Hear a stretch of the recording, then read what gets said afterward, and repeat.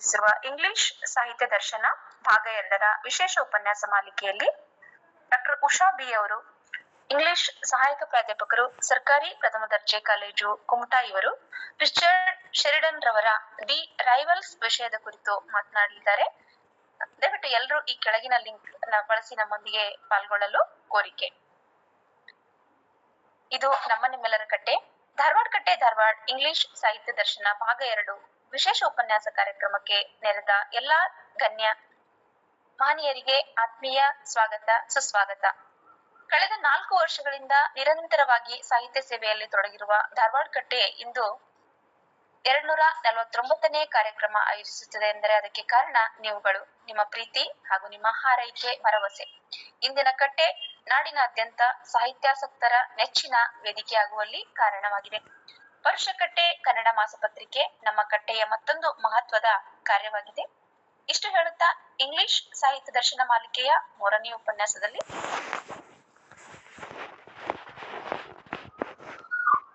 ನಾಲ್ಕನೇ ಉಪನ್ಯಾಸದಲ್ಲಿ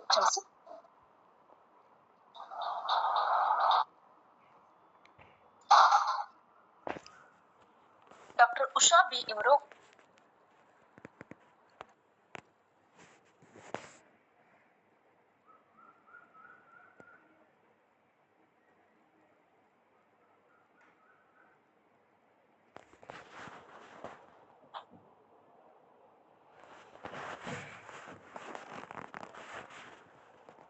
hello madam. Sir ಹೇಳಿ ಸರ್. ಅದೇ ನಿಮ್ದು ಧ್ವನಿ ಕೇಳಿಸ್ತಾರೆ, ಮಾತಾಡಿ madam. Okay sir. Doctor Usha B madam ರವರು ಇಂಗ್ಲಿಷ್ ಸಹಾಯಕ ಪ್ರಾಧ್ಯಾಪಕರು, ಸರ್ಕಾರಿ ಪ್ರಥಮ ದರ್ಜೆ ಕಾಲೇಜು ಕುಮಟಾ ಇವರು ರಿಚರ್ಡ್ ಶೆರಿಡನ್ ರವರ ದಿ ರೈವಲ್ಸ್ ವಿಷಯದ ಕುರಿತು ಮಾತನಾಡಲಿದ್ದಾರೆ. ಮೇಡಮ್ ರವರ ಸಂಕ್ಷಿಪ್ತ ಪರಿಚಯ.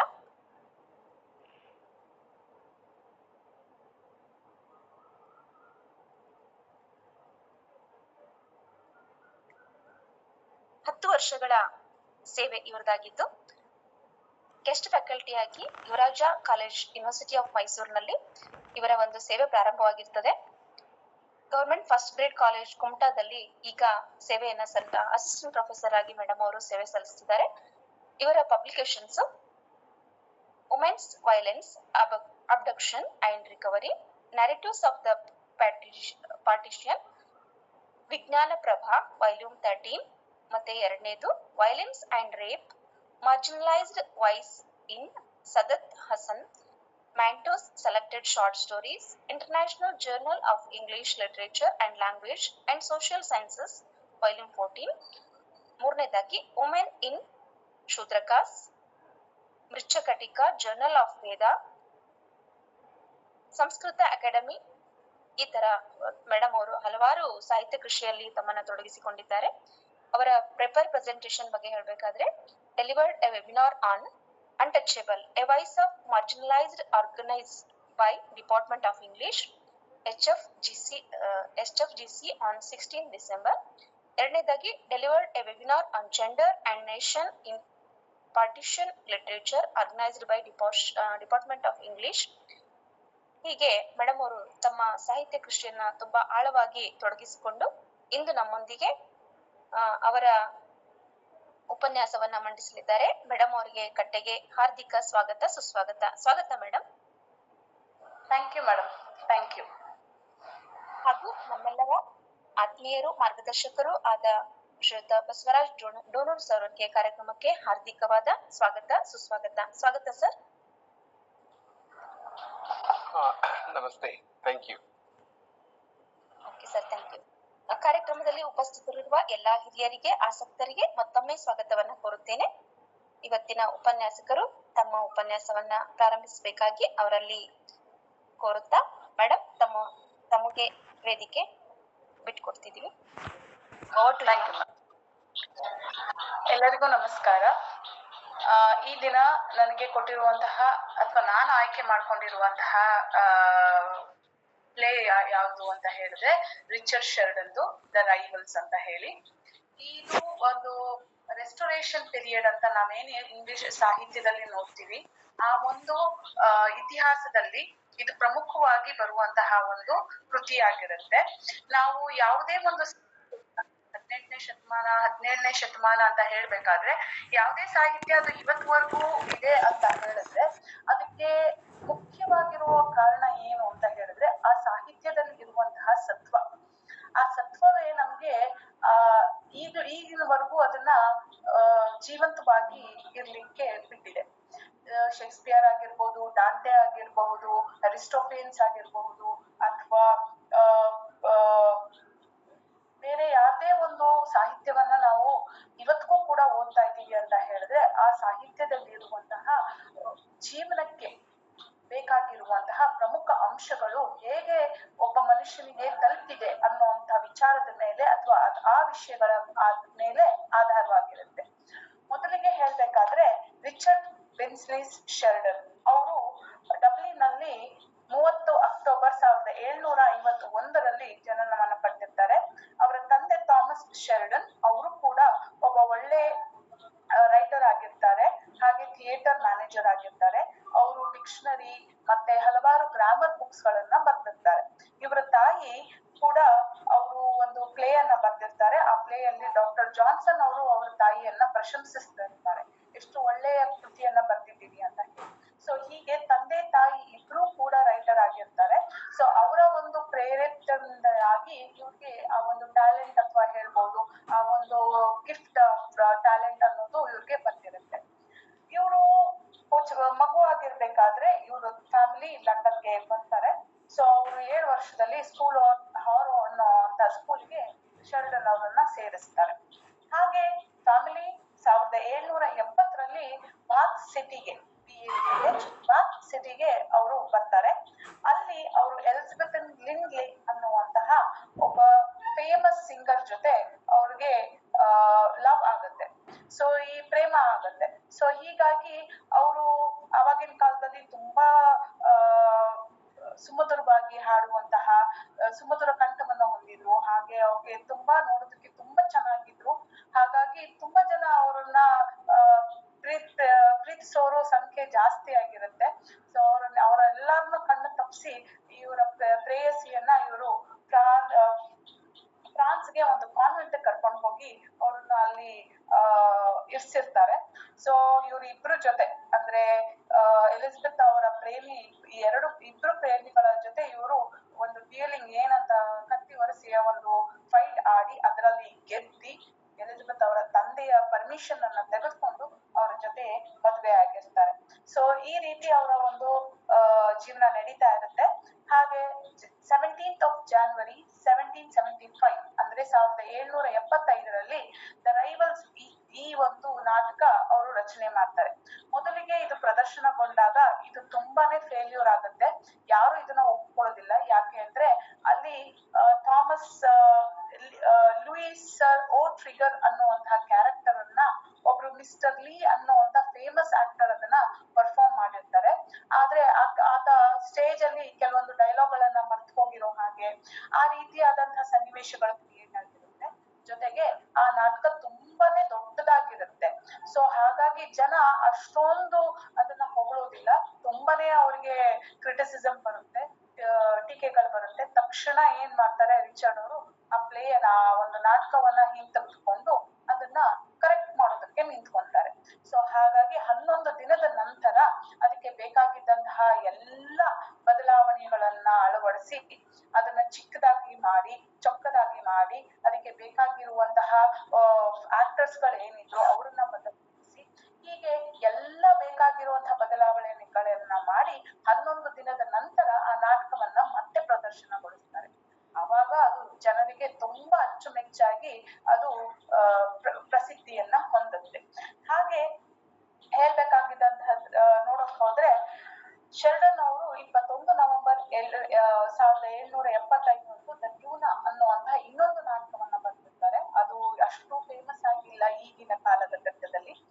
ಮತ್ತೆ 1777ರಲ್ಲಿ ದ ಸ್ಕೂಲ್ ಫಾರ್ ಸ್ಕ್ಯಾಂಡಲ್ ಇದು ಅವ್ರಿಗೆ ಹೆಸರು ತಂದುಕೊಟ್ಟಂತಹ ಮತ್ತೊಂದು ನಾಟಕ. ಇದು ಅವ್ರಿಗೆ ಯಾವ ರೀತಿ ಹೆಸರು ತಂದುಕೊಡ್ತು ಅಂದ್ರೆ ಅವ್ರನ್ನ ಈ ದ ಮಾಡರ್ನ್ ಕಾಂಗ್ರೀವ್ ಅನ್ನುವಂತಹ ಟೈಟಲ್ ಅನ್ನ ಜನ ಅವ್ರಿಗೆ ಕೊಟ್ಟಿರ್ತಾರೆ. ಅಂದ್ರೆ ವಿಲಿಯಂ ಕಾಂಗ್ರೀವ್ ಹೆಸರಾಂತ ರೆಸ್ಟೋರೇಷನ್ ಏಜ್ ಅಲ್ಲಿ ಇರುವಂತಹ ಒಬ್ಬ ಹೆಸರಾಂತ ರೈಟರ್ ಏನಿದಾರೋ ಅವರ ಒಂದು ನೆಕ್ಸ್ಟ್ ಇವರು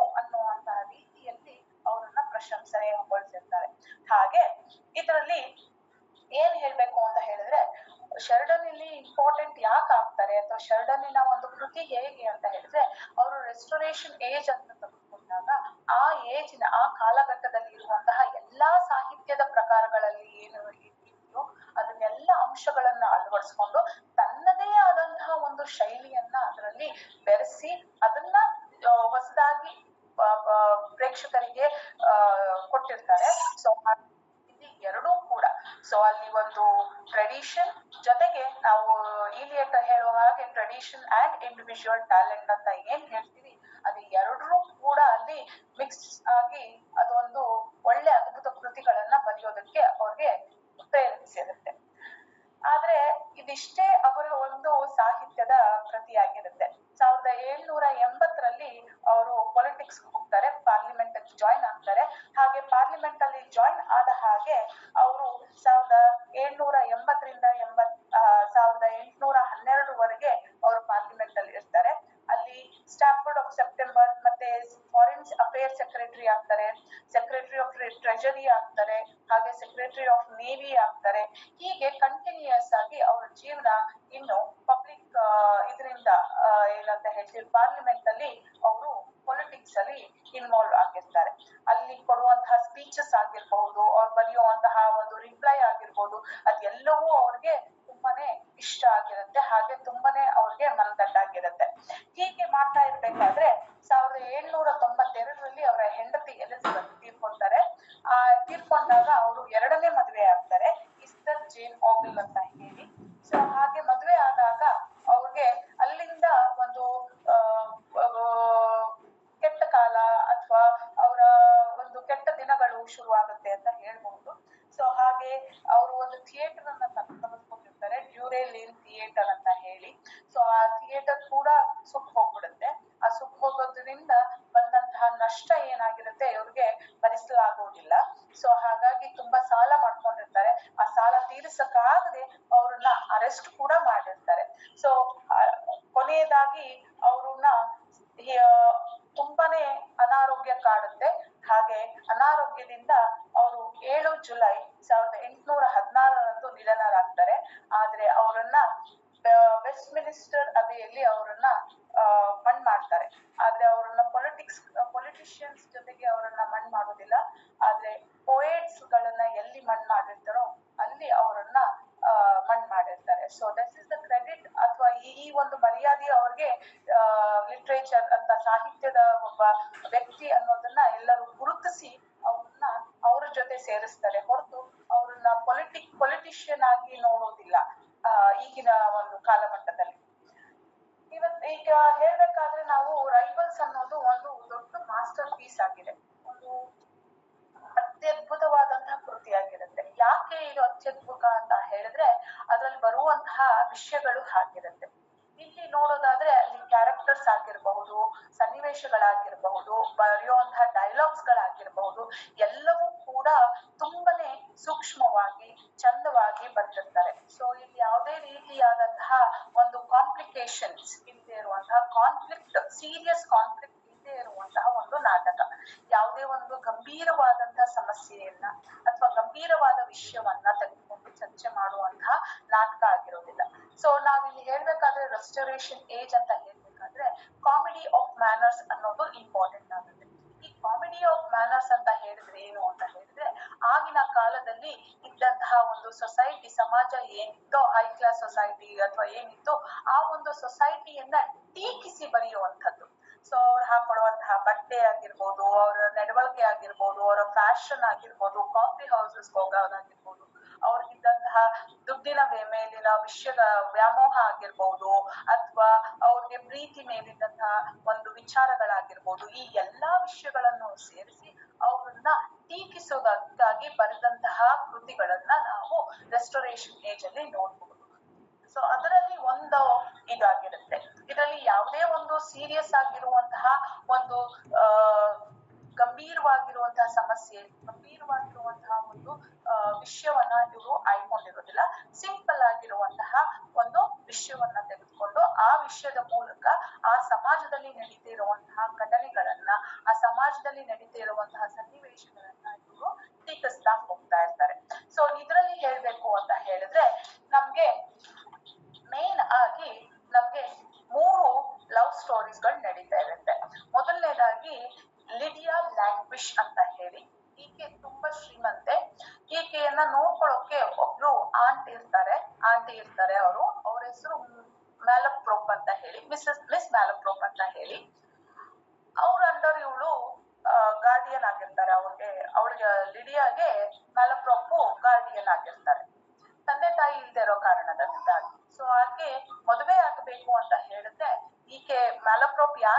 ಓಡಿಸ್ತಾರೋ ಅವ್ರನ್ನೇ ಆಕೆ ಮದ್ವೆ ಆಗ್ಬೇಕು. ಹಾಗಾಗಿದ್ರೆ ಮಾತ್ರ ಅವಳಿಗೆ ಆಸ್ತಿ ಸಿಗುತ್ತೆ. ಇಲ್ಲದೆ ಹೋದರೆ ಆಕೆ ಆಸ್ತಿಯನ್ನ ಕಳ್ಕೊಳ್ಬೇಕಾಗಿದೆ. ಆದ್ರೆ ಲಿಡಿಯಾ ಯಾವ ರೀತಿಯಾದಂತ ಹುಡುಗಿ ಅಂತ ಹೇಳಿದ್ರೆ 17 ವರ್ಷದ ಹುಡುಗಿ. ಆಕೆಗೆ ತುಂಬಾ ರೊಮ್ಯಾಂಟಿಕ್ ನಾವೆಲ್ಸ್ ಅನ್ನ ಅಂದ್ರೆ ಕಾದಂಬರಿಗಳನ್ನ ಓದಿ ಆಕೆ ಒಂದ್ ರೀತಿಯಾದಂತಹ ಒಂದು ಕಾಲ್ಪನಿಕ ಜಗತ್ತಿನಲ್ಲಿ ಇರ್ತಾಳೆ. ಆಕೆಗೆ ಲವ್ ಮಾಡ್ಬೇಕು, ಪ್ರೀತಿಸ್ಬೇಕು, ಆ ಪ್ರೇಮಿಗೆ ತುಂಬಾ ಬಡವನಾಗಿರ್ಬೇಕು, ಅವನ ಜೊತೆ ಈಕೆ ಓಡೋಗ್ಬಿಡ್ಬೇಕು, ಈಕೆಗೆ ಯಾವ ಆಸ್ತಿನೂ ಸಿಗಬಾರ್ದು, ಈಕೆಗೆ ಅವ್ರ ಆಂಟಿ ಹೇಳಿದ ಮಾತನ್ನ ಕೇಳಬಾರ್ದು. ಸೊ ಅದೊಂದ್ ರೀತಿಯಾದಂತಹ ಒಂದು ರೆಬೆಲಿಯನ್ ಆಗಿ ಅದೊಂದು ರೀತಿಯಾದಂತಹ ಅಡ್ವೆಂಚರಸ್ ಆಗಿ ಇರುತ್ತೆ ಅನ್ನುವಂತಹ ಕಲ್ಪನೆ ಇದೆ. ಆಕೆ ಓದುವಂತ ಪುಸ್ತಕಗಳಿಂದ ಬಂದಂತಹ ಕಲ್ಪನೆಯಿಂದ ಆಕೆ ಜೀವನದಲ್ಲಿ ಅದನ್ನ ಅನುಭವಿಸ್ಬೇಕು ಅನ್ನುವಂತಹ ರೀತಿಯಲ್ಲಿ ಆಕೆ ಇರ್ತಾಳೆ. ಎನ್ಸೈನ್ ಬೆವರ್ಲಿ ಅಂತ ಹೇಳಿ ಆ ಹುಡುಗನ್ನ ಇವಳು ಲವ್ ಮಾಡ್ತಾ ಇರ್ತಾಳೆ. ಯಾರು ಇವನು ಅಂತ ಹೇಳಿದ್ರೆ ಇವನು ಕ್ಯಾಪ್ಟನ್ ಜಾಕ್ ಅಬ್ಸಲ್ಯೂಟ್ ಅಂತ. ಮೂಲತಃ ಇವನು ತುಂಬಾ ಶ್ರೀಮಂತನಾಗಿರ್ತಾನೆ, ಹಾಗೆ ಒಬ್ಬ military officer, high level officer ಕೂಡ ಆಗಿರ್ತಾನೆ. ಆದ್ರೆ ಅವನು ಇವಳನ್ನ ಒಲಿಸ್ಕೊಳ್ಳೋದಕ್ಕೋಸ್ಕರ ಅವನು ತಾನು ಬಡವ, ತಾನು ನಿರ್ಗತಿಕ, ನನ್ನ ಹತ್ರ ಏನು ಇಲ್ಲ ಅಂತ ಹೇಳಿ ಸುಳ್ಳು ಹೇಳಿ ಈಕೆಯನ್ನ ಒಲಿಸ್ಕೊಂಡಿರ್ತಾರೆ. ಸೊ ಇಲ್ಲಿ ಲಿಡಿಯಾ ಮತ್ತೆ ಎನ್ಸೈನ್ ಬಿವರ್ಲಿಗೆ ಇವರಿಬ್ರು ಲವ್ ಮಾಡ್ತಾ ಇರ್ತಾರೆ. ಸೊ ಇದು ಒಂದು ಲವ್ ಸ್ಟೋರಿ ಆಗುತ್ತೆ. ಅದ್ರ ಜೊತೆಗೆ ಇನ್ನೊಬ್ಬ ಯಾರು ಅಂತ ಹೇಳಿದ್ರೆ ಫುಕ್ಲ್ಯಾಂಡ್ ಮತ್ತೆ ಜೂಲಿಯಾ. ಫುಕ್ಲ್ಯಾಂಡ್ ಅನ್ನೋನು ಕ್ಯಾಪ್ಟನ್ ಒಬ್ಬ ರಿಲೇಟಿವ್ ಆಗಿರ್ತಾನೆ. ಸೊ ಹಾಗೆ ನಮ್ಮ friend of captain Jack absolute ಆಗಿರ್ತಾನೆ. ಜೂಲಿಯಾ ಯಾರು ಅಂತ ಹೇಳಿದ್ರೆ ಫುಕ್ಲ್ಯಾಂಡಿನ ಲವರ್ ಆಗಿರ್ತಾಳೆ. ಸೊ ಈ ಫುಕ್ಲ್ಯಾಂಡ್ ಮತ್ತೆ ಜೂಲಿಯಾ ಇವ್ರ ಲವ್ ಸ್ಟೋರಿ ಏನು ಅಂತ ಹೇಳಿದ್ರೆ, ಈ ಫುಕ್ಲ್ಯಾಂಡ್ ಏನ್ ಮಾಡ್ತಾ ಇರ್ತಾನೆ ಅಂತ ಹೇಳಿದ್ರೆ ಈ ತರ ಇವನ್ಗೆ ಒಂದ್ ರೀತಿಯಾದಂತಹ ಒಂದು ಬೇಜಾರು. ಸೊ ಅವಳು ಜೂಲಿಯನ್ನ ಬಿಟ್ಟು ಇವನು ಬಂದಿರ್ತಾನೆ ಒಂದ್ 2 ದಿನದ ಮಟ್ಟಿಗೆ. ಸೊ ಅವ್ರಿಗೆ ಬಂದಿದ್ದೀವಿ ಅಂತ ಹೇಳಿದ್ರೆ ಅವ್ರಿಗೆ ಬೇಜಾರಲ್ಲಿರ್ಬೇಕು, ಅವ್ಳು ಯಾವ್ದ್ರಲ್ಲೂ ಸಂತೋಷ ಪಡ್ತಾ ಇರ್ಬಾರ್ದು ಅಂತ ಹೇಳಿ ಅವ್ನಿಗೆ ಅವಳ ಮೇಲೆ ಅನುಮಾನ, ಅವಳ ಮೇಲೆ ಒಂದ್ ರೀತಿಯಾದಂತಹ ಅಸಮಾಧಾನ, ಹೀಗೆ ಅವನಲ್ಲಿರುವಂತಹ ಒಂದು ಗುಣಗಳಾಗಿರುತ್ತೆ. ಆದ್ರೆ ಜೂಲಿಯಾ ಮಾತ್ರ ತುಂಬಾನೇ ನಿಷ್ಠಾವಂತರಾಗಿ ಆಕೆ ಅವನನ್ನ ಪ್ರೀತಿಸ್ತಾ ಇರ್ತಾರೆ. ಸೊ ಇಲ್ಲಿ ನಾವು ಲಿಡಿಯಾ ಲ್ಯಾಂಗ್ವೇಜ್ ಮತ್ತೆ ಬರೋದಾದ್ರೆ ಅವಳು ತುಂಬಾ ಶ್ರೀಮಂತೆ, ತುಂಬಾ ನೋಡಕ್ ಚೆನ್ನಾಗಿರೋದ್ರಿಂದ ಹಲವಾರು ಜನ ಅವಳನ್ನ ಪ್ರೀತಿಸ್ತಾ ಇರ್ತಾರೆ. ಅದರಲ್ಲಿ ಇಬ್ರು ಇರ್ತಾರೆ, ಬಾಬ್ ಏಕರ್ಸ್ ಅಂತ ಹೇಳಿ ಒಬ್ಬ, ಆಮೇಲೆ ಇನ್ನೊಬ್ಬ ಲೂಷಿಯಸ್ ಓಟ್ರಿಗರ್ ಅಂತ ಹೇಳಿ ಇನ್ನೊಬ್ಬ. ಈ ಇಬ್ರು ಲಿಡಿಯಾನ್ನ ಪ್ರೀತಿಸ್ತಾ ಇರುವಂತ ಹುಡುಗರು. ಈ ಬಾಬ್ ಏಕರ್ಸ್ ಏನ್ ಮಾಡ್ತಾನೆ, ಅವನು ತನ್ನ ಬಿವರ್ಲಿ ಅವನೇನಿದ್ದಾನೆ ಅವನ ಜೊತೆ ಇವನು ಫೈಟ್ ಮಾಡ್ಬೇಕು ಅಂತ ಹೇಳಿ ಓಪನ್ ಚಾಲೆಂಜ್ ಅನ್ನ ಹಾಕ್ತಾನೆ. ಆಮೇಲೆ ಆ ಚಾಲೆಂಜ್ ಗೆ ಬಂದಾಗ ಅವ್ರಿಗೆ ಗೊತ್ತಾಗುತ್ತೆ ಅದು ಅವ್ರ ಫ್ರೆಂಡ್ ಅಂತ ಹೇಳಿ. ಸೊ ಅಲ್ಲಿಗೆ ಅವನ್ನ ಬಿಟ್ಕೊಡ್ತಾನೆ. ನೆಕ್ಸ್ಟ್ ಇಲ್ಲಿಗೆ ನಾವು ಬರ್ಬೇಕಾದ್ರೆ ಇಲ್ಲಿ ಮ್ಯಾಲಪ್ರಾಪ್ ಅಂತ ಹೇಳ್ತೀವಿ. ಸೊ ಆಕೆ ಒಬ್ಳು ಆಂಟ್ ಆಗಿರ್ತಾಳೆ, ಲಿಡಿಯಾನ ಆಂಟ್ ಆಗಿರ್ತಾಳೆ. ಸೊ ಆಕೆ ತುಂಬಾನೇ ಇನ್ನೋಸೆಂಟ್ ಆಗಿರ್ಬೋದು, ಮತ್ತೆ ತುಂಬಾನೇ ಫನ್ನಿ ಆಗಿ ಡೈಲಾಗ್ಸ್ ಗಳನ್ನ ಅಥವಾ ವರ್ಡ್ಸ್ ಗಳನ್ನ ಮಿಸ್ಪ್ರೊನೌನ್ಸ್ ಮಾಡೋದ್ರಲ್ಲಿ ಆಗಿರುತ್ತೆ. ಮ್ಯಾಲಪ್ರಾಪಿಸಮ್ ಅನ್ನುವಂತಹ ಒಂದು ವಿಷಯನೇ ಈಕೆಯಿಂದ ಶುರು ಆಗ್ತಾ ಇರುತ್ತೆ. ಸೊ ಇದಾದ್ಮೇಲೆ ಲೂಷಿಯಸ್ ಓಟ್ರಿಗರ್ ಅಂತ ಹೇಳಿ, ಸೊ ಅವನ್ ಏನ್ ಮಾಡ್ತಾನೆ, ಅವನೊಬ್ಬ ಜೆಂಟಲ್ಮನ್, ಅವನು ಕೂಡ ಮದ್ವೆ ಆಗ್ಬೇಕು ಲಿಡಿಯಾನ ಅಂತ ಹೇಳಿ ಅವಳಿಗೆ ಒಂದು ಲವ್ ಲೆಟರ್ ಅನ್ನ ಬರೀತಾ ಇರ್ತಾನೆ. ಆ ಲವ್ ಲೆಟರ್ ಅನ್ನ ಲಿಡಿಯಾನ ಮೇಡ್ ಸರ್ವೆಂಟ್ ಯಾರು ಇರ್ತಾಳೆ ಲೂಸಿ, ಆಕೆ ತಗೊಬಂದು ಮ್ಯಾಲಪ್ರಾಪ್ಗೆ ಕೊಡ್ತಾ ಇರ್ತಾಳೆ. ಸೊ ಮ್ಯಾಲಪ್ರಾಪ್ ಏನ್ ಮಾಡ್ತಾಳೆ, ಅದಕ್ಕೆ ರಿಪ್ಲೈ ಮಾಡ್ತಾ ಇರ್ತಾಳೆ. ಯಾವ ಹೆಸರಲ್ಲಿ, ಡೀಲಿಯಾ ಹೆಸರಲ್ಲಿ ಅವಳು ಅದಕ್ಕೆ ರಿಪ್ಲೈ ಮಾಡ್ತಾ ಇರ್ತಾಳೆ. ಸೊ ಲೂಷಿಯಸ್ ಓಟ್ರಿಗರ್ ಏನ್ ಅನ್ಕೋತಾನೆ, ನಾನು ಲಿಡಿಯಾಗೆ ಲೆಟರ್ ಬರೀತಾ ಇದ್ದೀನಿ, ನಾನು ಅವಳ ಜೊತೆ ಪ್ರೇಮ ಪತ್ರವನ್ನ ಬರೀತಾ ಇದ್ದೀನಿ ಅಂತ ಹೇಳಿ. ಆದ್ರೆ ಅವನು ನಿಜವಾಗ್ಲೂ ಅವಳ ಆಂಟಿ ಏನಿರ್ತಾಳೆ ಮ್ಯಾಲಪ್ರಾಪ್, ಅವ್ರ ಜೊತೆ ಅವನು ಲೆಟರ್ ಅಲ್ಲಿ ಬರೆದು ಅವ್ರ ಸಂಭಾಷಣೆಯನ್ನ ಮಾಡ್ಕೊತಾ ಇರ್ತಾರೆ. ಸೊ ಹಾಗಾಗಿ ಇದು ಒಂದು ವಿಷಯ, 3 ಲವ್ ಸ್ಟೋರೀಸ್ ಹಾಗೆ ನಡೀತಾ ಇರುತ್ತೆ. ಜೊತೆಗೆ ಇಲ್ಲಿ ಜಾಕ್ ಫಾದರ್ ಏನಿರ್ತಾನೆ ಸರ್ ಆಂಟೋನಿ, ಅವನು ಬಾತ್ ಸಿಟಿಗೆ ಬರ್ತಾನೆ. ಬಂದು ಮ್ಯಾಲಪ್ರಾಪ್ ಏನ್ ಮಾಡ್ತಾನೆ, ನಿಮ್ಮ ಇವಳೇನಿದ್ದಾಳೆ ಲಿಡಿಯಾನ ನಾನು ನನ್ನ ಮಗನಿಗೆ ತಂದ್ಕೋಬೇಕು ಅಂತ ಹೇಳಿ ಅವನು ಅವ್ರ ಹತ್ರ ಹೋಗಿ ಮಾತಾಡ್ತಾನೆ ಮಗನ ಮದ್ವೆ ವಿಷಯವಾಗಿ. ಸೊ ಆ ಮಗನ ಮದ್ವೆ ವಿಷಯವಾಗಿ ಮಾತಾಡಿದಾಗ ಅಲ್ಲಿ ಎರಡು ವಿಷಯವನ್ನ ನಾವು ಗಂಭೀರವಾಗಿ ನೋಡ್ಬೇಕಾಗುತ್ತೆ. ಒಂದು ಏನು ಅಂತ ಹೇಳಿದ್ರೆ, ಈಗ ಆಗಿನ ಕಾಲದಲ್ಲಿ ಹೆಣ್ಮಕ್ಳನ್ನ ಓದಿಸೋದಿಕ್ಕೆ ಯಾಕೆ ಕಳಿಸ್ತಾ ಇರ್ಲಿಲ್ಲ? ಸೊ ಈ ಲಿಡಿಯಾ ಏನ್ ಮಾಡ್ತಾಳೆ, ನನ್ಗೆ ಕ್ಯಾಪ್ಟನ್ ಇಷ್ಟನೇ ಇಲ್ಲ, ಜಾಕ್ ಇಷ್ಟನೇ ಇಲ್ಲ, ನಾನು ಅವನನ್ನ ಮದ್ವೆ ಆಗೋದಿಲ್ಲ, ನನ್ಗೆ ಬಿವರ್ಲಿನೇ ಬೇಕು ಅಂತ ಹೇಳಿ ಹಠ ಮಾಡ್ತಾಳೆ. ಸೊ ಹಾಗ ಮಾಡಿದಾಗ ಆಂಟೋನಿ ಹೇಳ್ತಾನೆ ಹೆಣ್ಮಕ್ಳನ್ನ ಇದಕ್ಕೆ ನಾವು ಓದಿಸ್ಬಾರ್ದು ಅಂತ ಹೇಳಿ. ಸೊ ಓದಿಸಿದ್ರೆ ಈ ತರ ರೊಮ್ಯಾಂಟಿಕ್ ನಾವೆಲ್ಸ್ ಈ ತರದನ್ನೆಲ್ಲ ಓದಿ ಇವರು ತಲೆಗೆ ಹುಚ್ಚುಚ್ಚಾಗಿ ಈ ತರ ಕಲ್ಪನೆ ಇದ್ರಲ್ಲಿ ಮಾಡ್ತಾರೆ. ಸೊ ಹಾಗಾಗಿ ಇದನ್ನೆಲ್ಲ ಮಾಡ್ಬಾರ್ದು ಅಂತ ಹೇಳ್ತಾರೆ. ಆದ್ರೆ ಅಲ್ಲಿ ಮ್ಯಾಲಪ್ರೋಪ್ ಅವರು ಇಲ್ಲ, ಮಕ್ಳಿಗೆ ಓದಿಸ್ಬೇಕು, ಅವ್ರಿಗೆ ಗೊತ್ತಾಗ್ಬೇಕು ಅಂತ ಹೇಳಿ ಅದೊಂದು ರೀತಿಯಾದಂತಹ ಡೈಲಾಗ್ ಅಲ್ಲಿ ಅವ್ರು ಅದನ್ನ ಡಿಫೆಂಡ್ ಮಾಡ್ತಿರ್ತಾರೆ. ಸೊ ಹಾಗೆ ಫಿಕ್ಸ್ ಮಾಡ್ಕೊಂಡು ಮಗನ ಜೊತೆಗೆ ಇವಳನ್ನ ಮದ್ವೆ ಮಾಡ್ಬೇಕು ಅಂತ ಹೇಳಿ ಫಿಕ್ಸ್ ಮಾಡ್ಕೊಂಡು ಮನೆಗೆ ಹೋಗಿ ಮಗನ್ಗೆ ಹೇಳ್ತಾನೆ, ನೋಡು ನಿಮ್ಗೆ ನಾನು ಈ ಹುಡುಗಿಯನ್ನ ನೋಡಿದೀನಿ ಅಂತ ಹೇಳಿ. ಆದ್ರೆ ಜಾಕ್ ಏನ್ ಮಾಡ್ತಾನೆ, ಅವನು ಒಪ್ಕೊಳ್ಳೋದಿಲ್ಲ. ಇಲ್ಲ, ನಾನು ಬೇರೆ ಹುಡುಗಿಯನ್ನ ಲವ್ ಮಾಡಿದೀನಿ ಅಂತ ಹೇಳಿ. ಆಗ ಅವ್ರ ಅಪ್ಪ ತುಂಬಾ ಹೆದರ್ಸ್ತಾನೆ ಅವನಿಗೆ, ನೀನು ನಾನ್ ನೋಡಿದ ಹುಡುಗಿಯನ್ನೇ ಒಪ್ಕೋಬೇಕು, ಹಾಗೆ ಒಪ್ಕೊಂಡ್ರೆ ಮಾತ್ರ ನಿನಗೆ ನಾನು ಆಸ್ತಿಯಲ್ಲಿ ನಿನ್ನ ಪಾಲ್ ಕೊಡ್ತೀನಿ, ಅಥವಾ ನೀನು ನನ್ ಮಗ ಅಂತ ಹೇಳಿ ಇದ್ ಮಾಡ್ತೀನಿ, ಇಲ್ಲಾಂದ್ರೆ ನಾನು ನೀನು ನನ್ ಮಗನೇ ಅಲ್ಲ ಅಂತ ಹೇಳಿ ಸಾಯೋವರೆಗೂ ನಿನ್ನ ಮುಖ ನೋಡುದಿಲ್ಲ ಅಂತ ಹೇಳಿ ಅವನಿಗೆ ಹೆದರ್ಸಿ ಅವನನ್ನ ಕಳಿಸ್ಬಿಡ್ತಾನೆ. ಸೊ ಸ್ವಲ್ಪ ಸಮಯದ ನಂತರ ಅವನು ಹೊರಗ್ ಬರ್ತಾನೆ. ಸೊ ಜಾಕ್ ಬಂದಾಗ ಅವನ ಸರ್ವೆಂಟ್ ಬಂದು ಹೇಳ್ತಾನೆ, ನಿಮ್ಮಪ್ಪ ನೋಡಿರೋ ಹುಡುಗಿ ಹಾಗೂ ನೀನ್ ಪ್ರೀತಿಸ್ತಾ ಇರೋ ಹುಡುಗಿ ಇಬ್ರು ಒಬ್ರೇ ಅಂತ ಹೇಳಿ.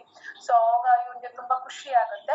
ಸೊ ವಾಪಸ್ ಹೋಗಿ ಅವ್ರ ಅಪ್ಪನ್ಗೆ, ಆಯ್ತಪ್ಪ ನೀನ್ ಹೇಳಿದ ಹುಡುಗಿನೇ ಮದ್ವೆ ಆಗ್ತೀನಿ, ನನಗ್ ನೀನು ನೋಡಿರೋ ಹುಡುಗಿ ಅಥವಾ ನೀನ್ ಒಪ್ಕೊಂಡಿರೋ ಹುಡುಗಿನೇ ಮದ್ವೆ ಆಗ್ತೀನಿ ಅಂತ ಹೇಳಿ ಅವನು ಒಪ್ಕೊಂತಾನೆ. ಸೊ ಹೀಗೆ ಮುಂದುವರೆದು ಕೊನೆಗೆ ಕ್ಯಾಪ್ಟನ್ ಲಿಡಿಯಾನ ನೋಡೋದಕ್ಕೆ ಬರ್ತಾನೆ. ಸೊ ಲೆಟರ್ ಒಂದು ಅವ್ರ ಅಪ್ಪ ಬರೆದು ಕಳಿಸ್ತಾನೆ, ಇವನು ನನ್ನ ಮಗ, ಸೊ ಇವ್ರಿಬ್ರನ್ನ ಭೇಟಿ ಮಾಡ್ಬೇಕು ಅಂತ ಹೇಳಿ. ಸೊ ಆಗ ಕ್ಯಾಪ್ಟನ್ ಏನ್ ಮಾಡ್ತಾನೆ, ಅಲ್ಲಿಗೆ ಲಿಡಿಯಾನ ನೋಡೋಕೆ ಮ್ಯಾಲಪ್ರೋಪ್ ಮನೆಗೆ ಬರ್ತಾನೆ. ಅಲ್ಲಿಗೆ ಬಂದಾಗ ಏನಾಗುತ್ತೆ, ಅವನಿಗೆ ಇವಾಗ ಲಿಡಿಯಾಗೆ ಇವನು ಶ್ರೀಮಂತ, ಇವನು ಆಫೀಸರು ಅಂತ ಹೇಳಿ ಗೊತ್ತಾದ್ರೆ ಅವಳು ಖಂಡಿತ ಒಪ್ಕೊಳ್ಳೋದಿಲ್ಲ ಅಂತ ಹೇಳಿ ಅವನು ಅಲ್ಲಿ ಒಂದು ನಾಟಕವನ್ನ ಮಾಡ್ತಾನೆ. ಸೊ ಅವನು ಏನ್ ನಾಟಕ ಮಾಡ್ತಾನೆ ಅಂತ ಹೇಳಿದ್ರೆ, ನಾನು ನಿಮ್ಮ ಆಂಟಿಗೇನೆ ಜಾಕ್ ಅಂತ ಹೇಳಿ ಸುಳ್ಳು ಹೇಳಿದ್ದೀನಿ, ನಾನು ನಿಮ್ಮನ್ನ ನೋಡ್ಬೇಕಾಗಿತ್ತು, ಸೊ ಹಾಗಾಗಿ ನಾನು ಇಲ್ಲಿ ಬಂದಿದ್ದೀನಿ ಅಂತ ಹೇಳಿ ಅವಳಿಗೆ ಆ ಸಮಯಕ್ಕೆ ತಕ್ಕ ಹಾಗೆ ಒಂದು ಸುಳ್ಳು ಹೇಳಿ ಕನ್ವಿನ್ಸ್ ಮಾಡ್ತಾನೆ.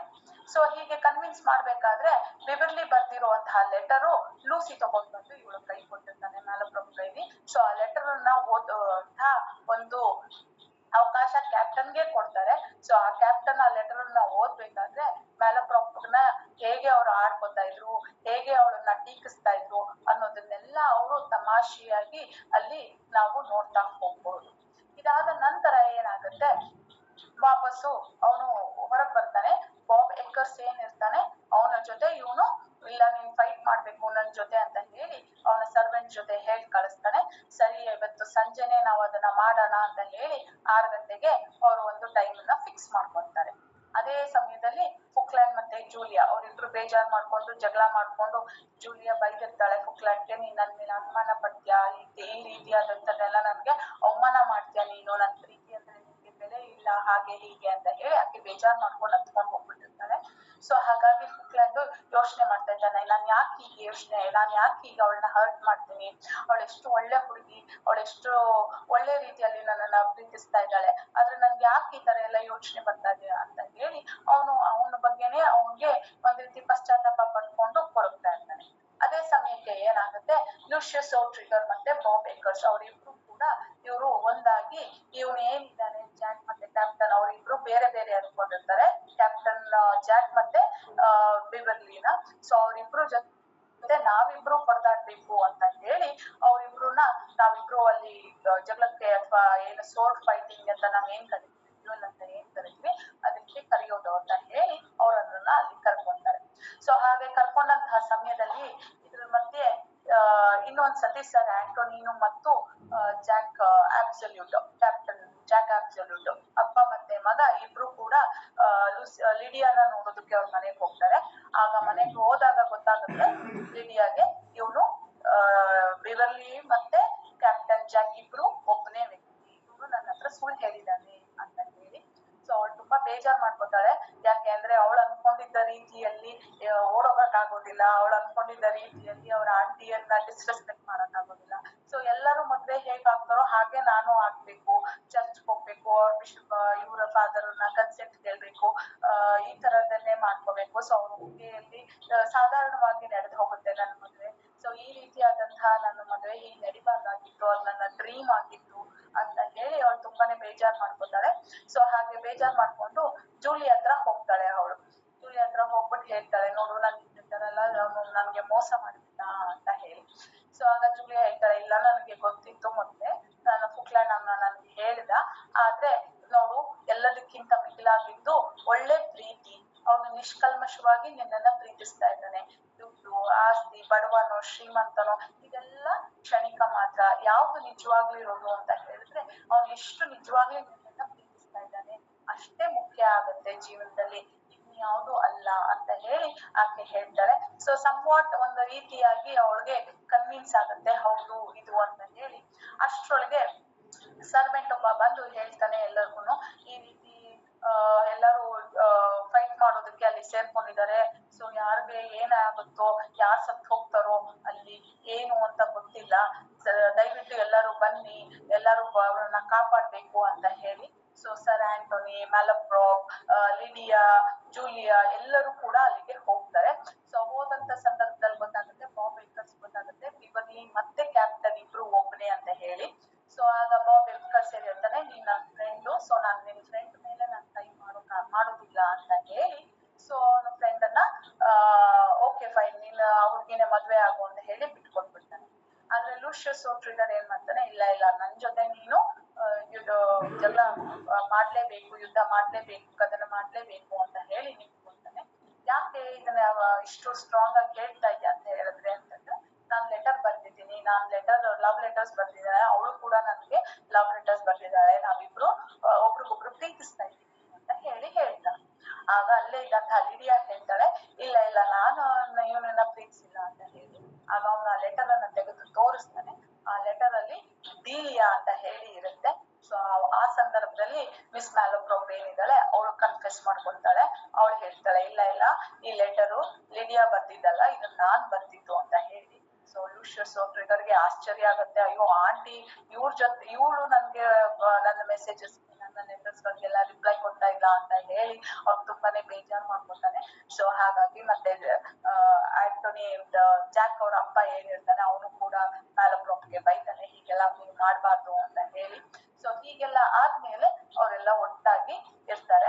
ಸೊ ಎಲ್ಲ ಒಂದು ಸುಖಾಂತ್ಯವಾಗಿ ಅಂತ್ಯ ಆಗುವಂತಹ ನಾಟಕ ಆಗಿರುತ್ತೆ ಇದು. ಸೊ ಇದ್ರಲ್ಲಿ ಮೇನ್ ಆಗಿ ನಾವು ಹೇಳ್ಬೇಕಾಗಿರುವಂತಹ ವಿಷಯ ಏನು ಅಂತ ಹೇಳಿದ್ರೆ, ನಮ್ಮ ಶೆರಿಡನ್ನ ಒಂದು ಏನ್ ಹೇಳ್ತೀವಿ, ಡೈಲಾಗ್ಸ್ ನ ಇಂಪಾರ್ಟೆನ್ಸ್ ಏನಿರುತ್ತೆ ಅಥವಾ ಮ್ಯಾಲಪ್ರಾಪಿಸಮ್ ಅಂತ ಹೇಳಿದ್ರೆ ಅಂತ ಹೇಳ್ಬೇಕಾದ್ರೆ, ಮ್ಯಾಲಪ್ರಾಪಿಸಮ್ ಅಂತ ಹೇಳಿದ್ರೆ ಏನು ಅಂದ್ರೆ ಒಂದ್ ರೀತಿಯಾದಂತಹ ಗೊತ್ತಿಲ್ಲದೆ ಮಾಡುವಂತಹ ತಪ್ಪು. ಸೊ ಒಂದು ಪದ ಬಳಕೆಯಲ್ಲಿ ಒಂದು ಪದವನ್ನ, ಒಂದು ಅಕ್ಷರವನ್ನ ತಪ್ಪಾಗಿ ಹೇಳುವಂತಹದ್ದಾಗಿರುತ್ತೆ. ಸೊ ಆ ತಪ್ಪಾಗಿ ಹೇಳುವಂತಹ ಅಕ್ಷರ ಆ ಪದ ರಚನೆಗೆ ಅದು ಸಂಪೂರ್ಣ ಬೇರೆ ಒಂದು ಅರ್ಥವನ್ನ ಕೊಡೋದಾಗಿರುತ್ತೆ. ಸೊ ಈಗ ಫಾರ್ ಎಕ್ಸಾಂಪಲ್ ಇಲ್ಲಿ ನೋಡೋದಾದ್ರೆ, ನಮ್ಮ ಮ್ಯಾಲಪ್ರಾಪ್ ಏನ್ ಹೇಳ್ತಾಳೆ, ಅವ್ರನ್ನ ನೋಡಿದಾಗ ಅಂದ್ರೆ ಈ the very pineapple of politeness ಅಂತ ಹೇಳ್ತಾಳೆ. ಪೈನಾಪಲ್ ಅಂತ ಏನಿದೆಯೋ ಆ ವರ್ಡ್ ಹಾಗೆ ಅವಳ ಪ್ರಕಾರ ಅವಳು ಉಪಯೋಗಿಸ್ಬೇಕಾಗಿರುವಂತಹ ವರ್ಡ್ ಯಾವುದು ಅಂತ ಹೇಳಿದ್ರೆ ಪಿನೆಕಲ್ ಅಂತ ಹೇಳಿದ್ರೆ ಹೈಯೆಸ್ಟ್ ಪಾಯಿಂಟ್, ಅದೊಂದು ಮಾರ್ಗಸೂಚಿಯಾಗಿರುತ್ತೆ. ಸೊ ಪೀಕೆಸ್ಟ್ ಪಾಯಿಂಟ್ ಅಂತ ಹೇಳಿ ಅದ್ರ ಬದಲಾಗಿ ಅವಳು ಉಪಯೋಗಿಸುವಂತ ಪದ ಏನಾಗಿರುತ್ತೆ, ಪೈನಾಪಲ್ ಅಂತ ಹೇಳುತ್ತೆ ಆಗಿರುತ್ತೆ. ಸೊ ಇದು ಆಡಿಯನ್ಸ್ ಅಲ್ಲಿ ಅವ್ರಿಗೆ ಒಂದು ರೀತಿಯಾದಂತಹ ತಮಾಷೆಯಾಗಿರುವಂತಹ ವಿಷಯ ಆಗಿರುತ್ತೆ, ಅವ್ರಿಗೆ ನಗು ಹುಟ್ಟಿಸುವಂತಹ ಸನ್ನಿವೇಶವನ್ನ ತಂದ್ಕೊಡುತ್ತೆ. ಹಾಗೆ she is as headstrong as an allegory on the banks of Nile. ಆಲಿಗೋರಿ ನಮ್ಗೆ ಹಾಗೆ ಗೊತ್ತಿರೋ ಹಾಗೆ ಸಾಹಿತ್ಯದ ಪ್ರಕಾರದಲ್ಲಿ ನಾವು ಏನನ್ನಾದ್ರೂ ಹೇಳ್ಬೇಕಾದ್ರೆ ಉದಾಹರಣೆ ತರ ಕೊಡುವಾಗಾದ್ರೆ ಆಲಿಗೋರಿನ ಯೂಸ್ ಮಾಡ್ತೀವಿ. ಆದ್ರೆ ಇಲ್ಲಿ ಆಕೆ ಉಪಯೋಗಿಸ್ಬೇಕಾಗಿರುವಂತಹ ಪದ ಯಾವುದು ಅಂತ ಹೇಳಿದ್ರೆ ಆಲಿಗೇಟರ್, ಅಂದ್ರೆ ಮೊಸಳೆ ಏನಿರುತ್ತೋ ಅದನ್ನ ಹೇಳಕ್ಕೆ ಅವಳು ಆಲಿಗೇಟರ್ ಅನ್ನೋದಕ್ಕೆ ಆಲಿಗೋರಿ ಅಂತ ಹೇಳಿ ಉಪಯೋಗಿಸ್ತಾಳೆ. ಸೊ ಹಾಗೆ ಇನ್ನು ಕೆಲವೊಂದು ಎಕ್ಸಾಂಪಲ್ಸ್ ಹೇಳ್ಬೇಕಾದ್ರೆ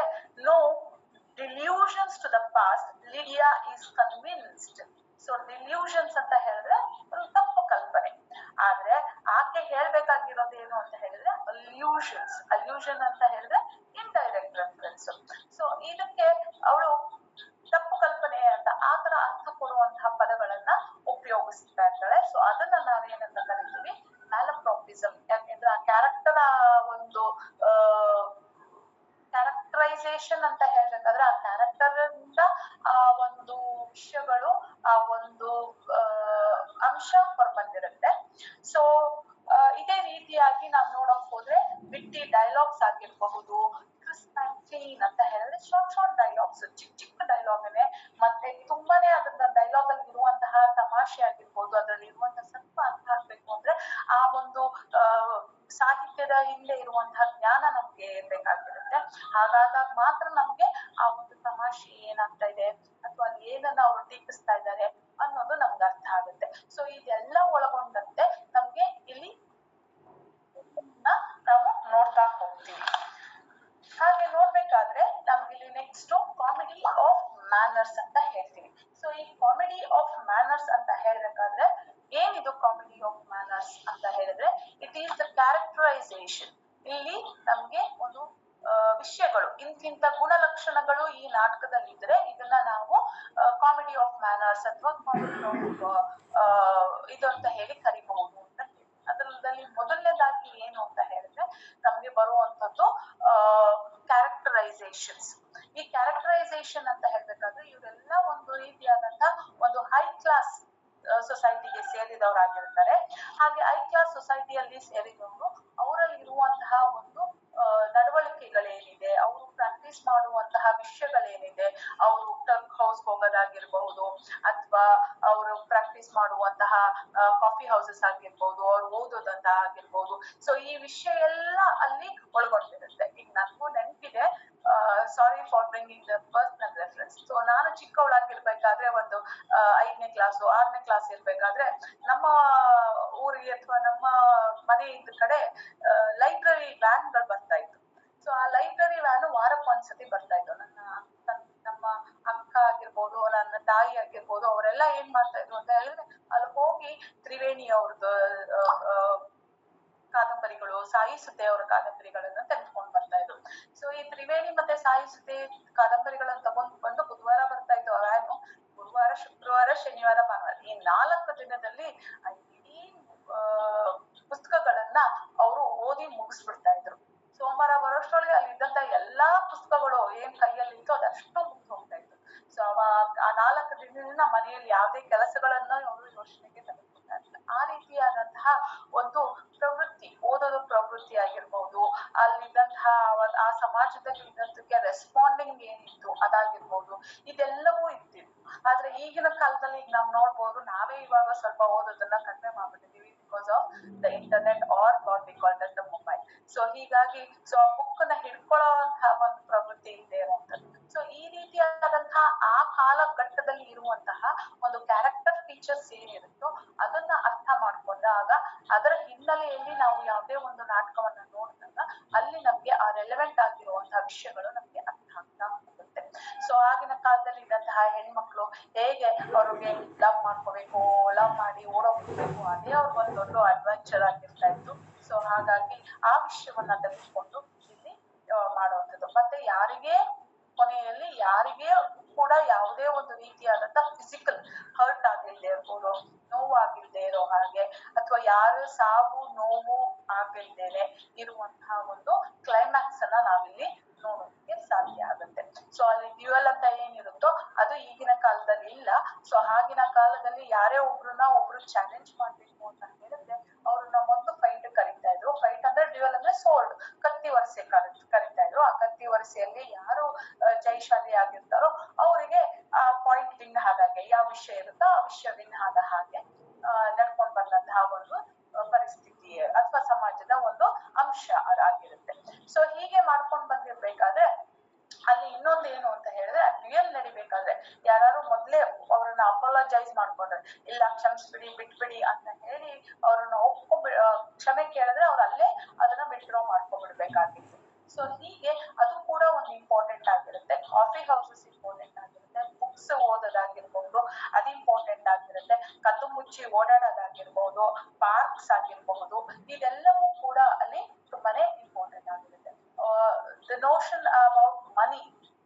ಸೆಕ್ಸ್.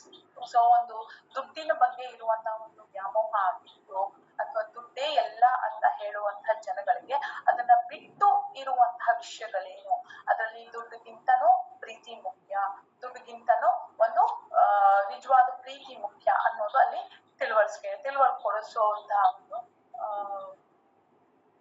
ಪ್ರಯತ್ನವನ್ನ ಆ ರೈಟರ್ ಅಲ್ಲಿ ಮಾಡ್ತಾ ಇರ್ತಾರೆ. ಓಕೆ, ಸೊ ಇಲ್ಲಿವರೆಗೆ ನಾವು ಅದನ್ನ ನೋಡ್ಕೊಂಡು ಬಂದಿರ್ತೀವಿ. ಸೊ ಈಗ ನಾವು ಕಾಮಿಡಿ ಆಫ್ ಮ್ಯಾನರ್ಸ್ ಅಂತ ಹೇಳಿ ನಾವು ತೆಗೆದುಕೊಳ್ಬೇಕಾದ್ರೆ ಅಥವಾ ನಮ್ಮ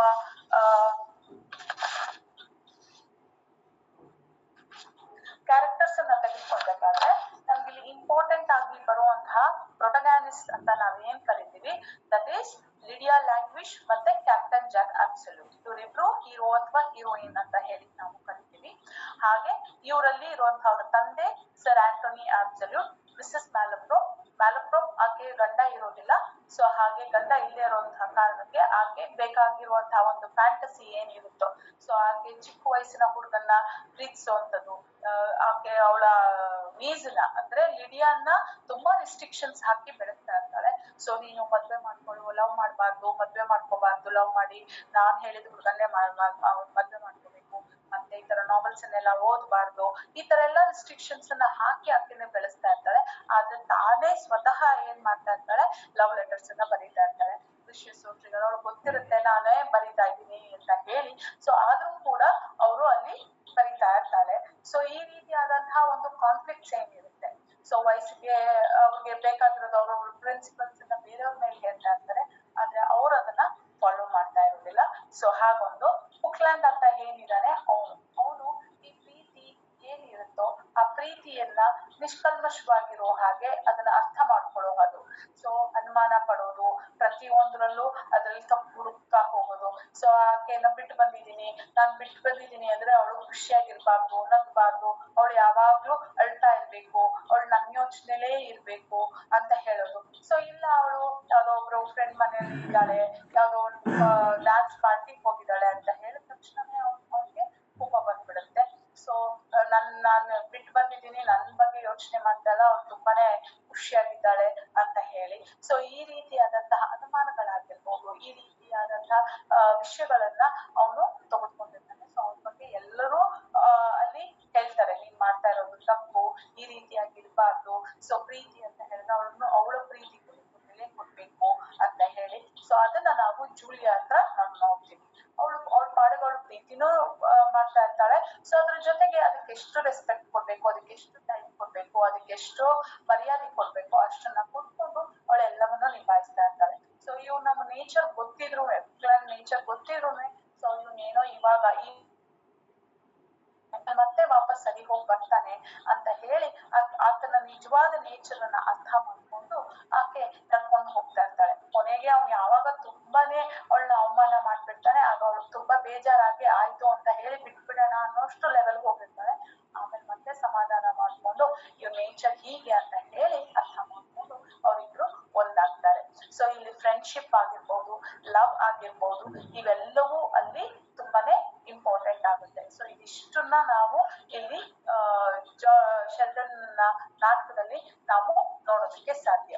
ಹಾಗೆ ಇಲ್ಲಿ ಒಂದು ಡೈಲಾಗ್ ಇದೆ, love shall be our idol and support, we will worship him with the monastic strictness, abjuring all worldly toys, to center every thought and action there.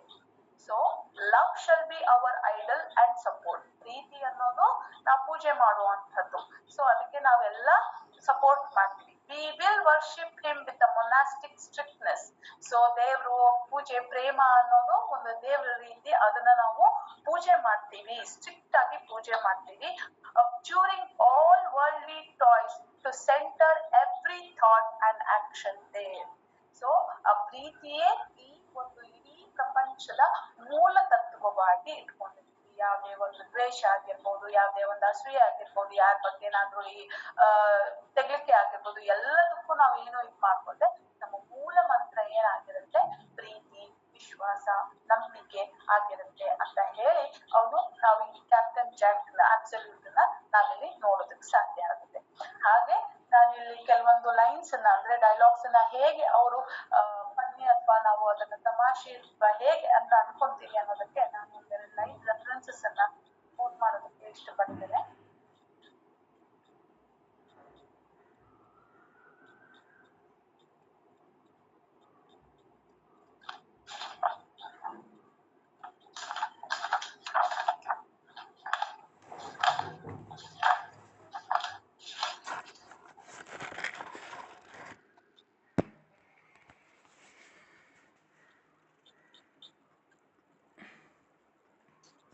ಮೊದಲನೇದಾಗಿ ಸರ್ ಆಂಟೋನಿ ಮತ್ತೆ ಅವನ ಮಗನ ಮಧ್ಯೆ ನಡೆಯುವಂತಹ ಸಂಭಾಷಣೆ. ಯಾವಾಗ ಅವನು ತಾನು ಬೇರೆ ಹುಡುಗಿನ ಮದ್ವೆ ಇಷ್ಟಪಟ್ಟಿದ್ದೀನಿ, ಈಗ ನೋಡಿ ಹುಡುಗಿಯನ್ನ ಮದ್ವೆ ಮಾಡ್ಕೊಳ್ಳೋದಿಲ್ಲ ಅಂತ ಹೇಳ್ತಾನೋ, ಆಗ ಅವನ ತಂದೆ ತುಂಬಾ ಕೋಪ ಬಂದು ಅವನಿಗೆ ಬೈಯೋದಕ್ಕೆ ಶುರು ಮಾಡ್ತಾನೆ. ಹಾಗೆ ಬೈಯುವಾಗ ಅವನು ಯೂಸ್ ಮಾಡುವಂತಹ ಡೈಲಾಗ್ಸ್ ಏನಿರುತ್ತೆ ಅದು.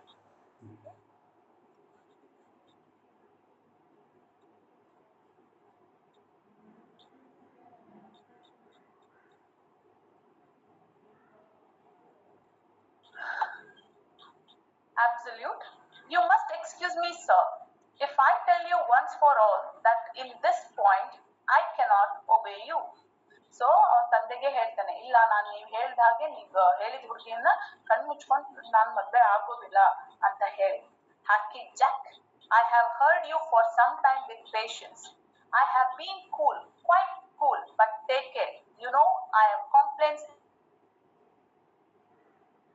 No one more easily led when I have my own ways, but don't put me in a frenzy, sir. I must repeat it. In this I cannot obey you. So hige nerಕೊಂಡು ಹೋಗ್ತಾ ಇರುತ್ತೆ. And then he says, Sir Anthony, the lady shall be as ugly as I choose. She shall have a hump on each shoulder. She shall be as crooked as a crescent. Her one eye shall roll like a bull's in Cox's Museum. She shall have a skin like a mummy and the beard of a goat. She shall be all this, Sira, yet I will make you ogle her all day and sit up all night to write sonnets on her beauty. So ನಾನು ನೋಡುವಂತ ಹುಡುಗಿ ಹೇಗಿರ್ತಾಳೆ, ನಾನು ನೋಡುವಂತ ಹುಡುಗಿ hump on her shoulder. So shoulder ಮೇಲೆ hump ಇರೋ ಹಾಗೆ, ಅವಳ ಮುಖ ಅವಳ ಕಣ್ಣೆಲ್ಲ ಅಂದ್ರೆ ತುಂಬಾ ವಿಕಾರವಾಗಿದ್ದಾಳೆ, ನೋಡಕ್ ಚೆನ್ನಾಗಿಲ್ಲ ಅಂತ ಹೇಳಿದ್ರು ಕೂಡ, ಸೊ ಅಂತ ಹುಡುಗಿನ ನಾನ್ ಸೆಲೆಕ್ಟ್ ಮಾಡಿದೀನಿ, ಅಂಥವಳಾದ್ರೂ ಕೂಡ ನೀನ್ ಅವಳನ್ನೇ ಮದ್ವೆ ಆಗ್ಬೇಕು. ಸೊ ಇವನು ಆಕೆ ಕೋಪ ಮಾಡ್ಕೊಂಡು ಅಂತ ಹೇಳಿ ಅವನು, ನಾನು ಎಂತ ಹುಡುಗಿನ ನೋಡಿದೀನಿ ನಿಮ್ಗೆ, ನಾನು ಎಂಥ ಹುಡುಗಿ ಚೆನ್ನಾಗಿಲ್ದೇ ಇರುವಂತ ಹುಡುಗಿ ಕೂಡ ನೀನ್ ಅವಳನ್ನ ಮದ್ವೆ ಆಗ್ಬೇಕು, ಹಾಗಿದ್ದಾಗ ಮಾತ್ರ ನಾನು ನಿನ್ನ ಒಪ್ಕೊಂತೀನಿ ಅಂತ ಹೇಳಿ ಅವಳಿಗೆ ಹೆದರ್ಸ್ತಾನೆ. So that's where. And Mrs Malaprop, ನಾನು ಏನ್ ಹೇಳ್ದೆ ಅವಾಗ್ಲೇ, ಮ್ಯಾಲಪ್ರೋಪ್ ಅಂತ ಹೇಳಿದಾಗ ಅವ್ರನ್ನ ಹೇಗೆ ಇವರೆಲ್ಲ ಆಡ್ಕೋತಾರೆ ಅಂತ ಹೇಳಿ, ಸೊ ಅದ್ರ ಬಗ್ಗೆ ಒಂದು ಇಲ್ಲಿ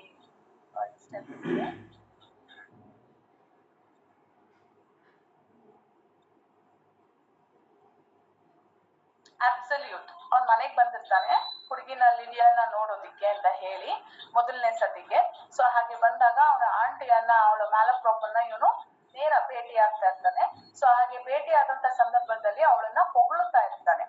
ಏನಂತ, it is but too true indeed ma'am, yet I fear our ladies should share the blame. They think permit to say, madam, that as I never yet have had the pleasure of seeing Miss Languish, my principal incident in this affair at present is the honor of being allied to Mr. Malapropre, of whose intellectual accomplishments, elegant manners, and unaffected learnings no tongue is silent.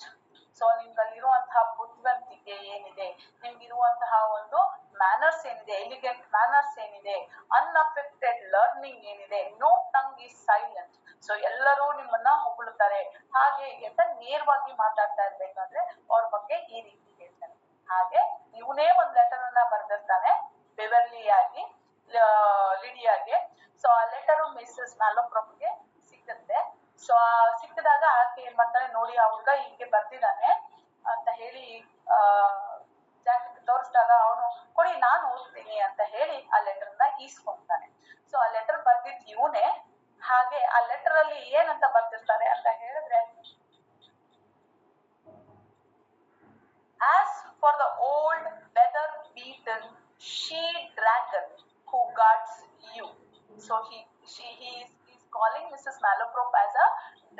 She dragon ದೇವ್. Okay, so ಆ letter ಅಲ್ಲಿ ಅವಳನ್ನ dragon ಅಂತ ಹೇಳಿ address ಮಾಡಿರ್ತಾನೆ. So ಎದುರುಗಡೆ ಅವಳನ್ನ ಹೀಗೆ ಹೊಗಳೋದು, ಲೆಟರ್ ಅಲ್ಲಿ ಹಾಗೆ ಬರೆಯೋದು, ಈ ರೀತಿಯಾಗಿರುತ್ತೆ. ಸೊ ಅದಾದ್ಮೇಲೆ ಲೆಟರ್ ಅಷ್ಟೇ ಅಲ್ಲ, ಇನ್ನೇನಿರುತ್ತೋ ಅದನ್ನೆಲ್ಲವನ್ನೂ ಅವನು ಹಾಗೆ ಮಾಡ್ಕೊಂತ ಹೋಗ್ತಾನೆ. Does also lay her open to the greatest deception, from flattery to pretense admiration, an impudent coxcomb, so that I have a scheme to see you shortly with an old harridan's consent, and even to make her a go-between in our interview. Was ever such assurance? So this is how the dialogues comes from the Sheridan's play there. So very short, ತುಂಬಾನೇ ಚಿಕ್ಕದಾಗಿ ಚೊಕ್ಕವಾಗಿ ಎಷ್ಟು ಹೇಳ್ಬೇಕು ಅಷ್ಟು ತೀಕ್ಷ್ಣವಾಗಿ ಅದನ್ನ ಬರ್ದಿರ್ತಾರೆ. So ಈ ರೀತಿಯಾದಂತಹ ಸನ್ನಿವೇಶಗಳು ಎಷ್ಟೊಂದು ಬರುತ್ತೆ ನಾಟಕಗಳಲ್ಲಿ. ಫುಕ್ಲ್ಯಾಂಡ್ ಆಗಿರ್ಬಹುದು, ಅವ್ನು ಹೇಳುವಂತಹ ಲವ್ ಅಫೇರ್ಸ್ಗೆ ಅಂತ ಹೇಳಿ. ಸೊ ಇಡೀ ನಾಟಕದಲ್ಲಿ ಫ್ಯಾಗ್ ಅಂತ ಏನ್ ಇರುತ್ತಾನೆ, ಅವನ ಸರ್ವೆಂಟ್, ಅವನ ಹೆಸರು ಏನು, ಫಾಗ್ ಅಂತ ಹೇಳಿ ಕರೀತಾ ಇರ್ತಾರೆ. ಸೊ ಅವ್ನು ಪ್ರತಿ ಸತಿ ಅವನನ್ನ ಕರೆದಾಗ್ಲೂ ಎರಡೆರಡು ಸತಿ ನನ್ನ ಹೆಸರು ಹಾಗಲ್ಲ, ಹೀಗೆ ಪ್ರೊನೌನ್ಸ್ ಮಾಡ್ಬೇಕು ಅಂತ ಎಷ್ಟು ಕರೆಕ್ಷನ್ ಮಾಡಿದ್ರು ಯಾರು ಅದನ್ನ ಮಾಡ್ಕೊಳ್ಳೋದಿಲ್ಲ. ಸೊ ಆ ರೀತಿಯಾದಂತಹ ಸನ್ನಿವೇಶಗಳು ಅಲ್ಲಿ ನಡೀತಾ ಹೋಗ್ತಾ ಇರುತ್ತೆ. ಇದರಲ್ಲಿ ಇನ್ನೊಂದೇನು ಅಂತ ಹೇಳಿದ್ರೆ, ಕಾಮಿಡಿ ಆಫ್ ಮ್ಯಾನರ್ಸ್ ಅಲ್ಲಿ ಒಂದು ಇಂಪಾರ್ಟೆಂಟ್ ಎಲಿಮೆಂಟ್ ಅಂತ ಹೇಳಿದ್ರೆ ಮಾಸ್ಕಿಂಗ್ ಅಂತ ಹೇಳ್ತೀವಿ, ಅಂದ್ರೆ ಮುಸುಕು ಹಾಕೊಂಡಿರುವಂತದ್ದು ಅಂತ ಹೇಳಿ. ಸೊ ಇಲ್ಲೂ ಕೂಡ ನಾವು ನೋಡ್ಬೋದು, ಜಾಕ್ ಅಬ್ಸಲ್ಯೂಟ್ ಏನಿದಾನೆ ಅವನ ಹೆಸರನ್ನ ಬದಲಾಯಿಸ್ಕೊಂಡು ಬಿಬರ್ಲಿ ಅಂತ ಹೇಳಿ ಸಿಟಿಯಲ್ಲಿ ಓಡಾಡ್ತಾ ಇರ್ತಾನೆ. ಸೊ ಆ ರೀತಿಯಾದಂತ ಹೆಸರು ಬದಲಾಯಿಸ್ಕೊಂಡು ಓಡಾಡಿ ಕೊನೆಗೆ ಅವನ್ಗೆ ಎಲ್ಲರಿಗೂ ಗೊತ್ತಾಗುತ್ತೆ ಇವರಿಂದನೇ ಹೀಗೆ ಇವನೇ ಜಾಕ್ ಅಬ್ಸಲ್ಯೂಟ್ ಅಂತ ಹೇಳಿ. ಸೊ ಹಾಗಾಗಿ ಎಲ್ಲರೂ ಅವನನ್ನ ಒಪ್ಕೊಂತಾರೆ. So this is one of the important characters of what we call it as the comedy of manners. ಜೊತೆಗೆ ಮಾರಲ್ ಸೆಂಟಿಮೆಂಟ್ಸ್ ಏನಿರುತ್ತೆ ಅದು ಇಲ್ಲಿ ಇರೋದಿಲ್ಲ. ಸೊ ಮಾರಲ್ ಸೆಂಟಿಮೆಂಟ್ಸ್ ಅಂತ ಹೇಳ್ಬೇಕಾದ್ರೆ Sheldon provides with a quick and witty dialogue. ಮತ್ತೆ ಇಲ್ಲಿ ಇರುವಂತಹ ಆಕ್ಷನ್ಸ್ ಏನಿರುತ್ತೆ ಅದು ಫಾಸ್ಟ್ ಮೂವಿಂಗ್ ಆಗಿರುತ್ತೆ. ಒಂದ್ act, second act, third act, fourth act ಅಂತ ಹೇಳಿ ಒಂದಾದ್ಮೇಲೆ ಒಂದು ಸನ್ನಿವೇಶಗಳು ಬರ್ತಾ ಹೋಗುತ್ತೆ. ಸೊ ಮೊದಲೇ ಹೇಳಿದಾಗೆ ಈ ನಾಟಕ ತುಂಬಾ ದೊಡ್ಡದಾಗಿರುತ್ತೆ. ಸೊ ಆ ನಾಟಕವನ್ನ ಯಾರು ಒಪ್ಕೊಂಡಿರೋದಿಲ್ಲ, ಎಲ್ಲರೂ ಟೀಕಿಸ್ತಾ ಇರ್ತಾರೆ. ಸೊ ಅದೇ ಕಾರಣಕ್ಕೆ ಇವರು ಕುತ್ಕೊಂಡು ಇದನ್ನ ಕಡಿಮೆ ಸಮಯದಲ್ಲಿ ಮಾಡೋ ಹಾಗೆ ನೋಡ್ಕೊಂಡು ಯಾವ್ಯಾವ್ದು ಅನ್ನೆಸೆಸರಿ ಆಗಿರುತ್ತೋ ಅದನ್ನೆಲ್ಲ ತೆಗಿತಾ ಹೋಗ್ತಾರೆ. ಹಾಗೆ ತೆಗೆದಂತ ಸಂದರ್ಭದಲ್ಲಿ ಮತ್ತೆ ಅದು ಪ್ರದರ್ಶನಗೊಂಡಾಗ ಜನನ ಮೆಚ್ಚುಗೆಯನ್ನ ಇದು ಪಡ್ಕೊಂಡಿರುತ್ತೆ. ಸೊ ಇವತ್ತಿಗೂ ಕೂಡ ಇದು ಥಿಯೇಟರ್ ಆರ್ಟಿಸ್ಟ್ ಏನಿರುತ್ತಾರೋ ಅವರಲ್ಲಿ ಇದು ತುಂಬಾನೇ ಫೇಮಸ್ ಆಗಿರುವಂತಹ ಒಂದು ಕಾಮಿಡಿ ಆಗಿರುತ್ತೆ. ಅವಕಾಶ ಮಾಡಿಕೊಟ್ಟಿದ್ದಕ್ಕೆ ಎಲ್ಲರಿಗೂ ಧನ್ಯವಾದಗಳು. Thank you. ಏನಾದ್ರೂ ಕ್ವೆಶನ್ಸ್, ಕ್ವೆರೀಸ್ ಇದ್ರೆ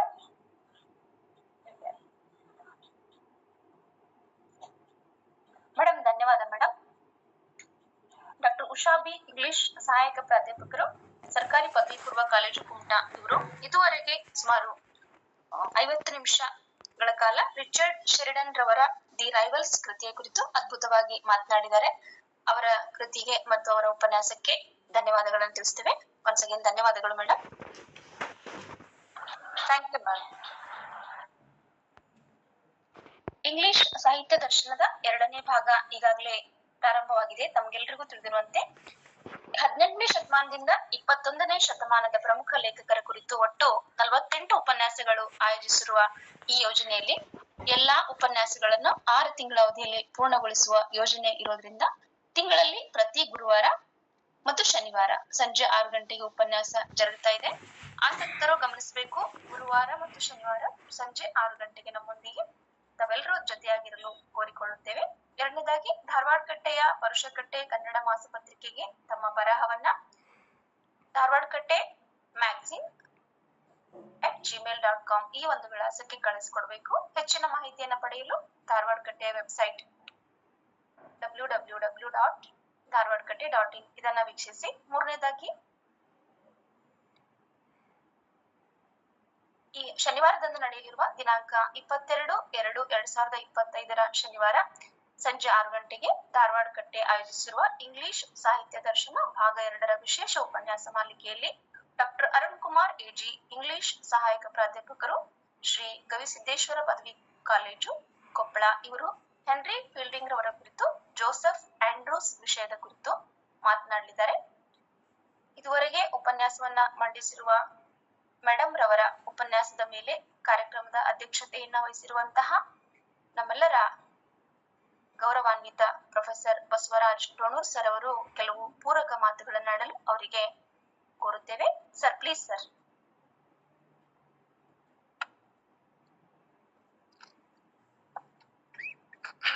ಎಲ್ಲರಿಗೂ ನಮಸ್ಕಾರ.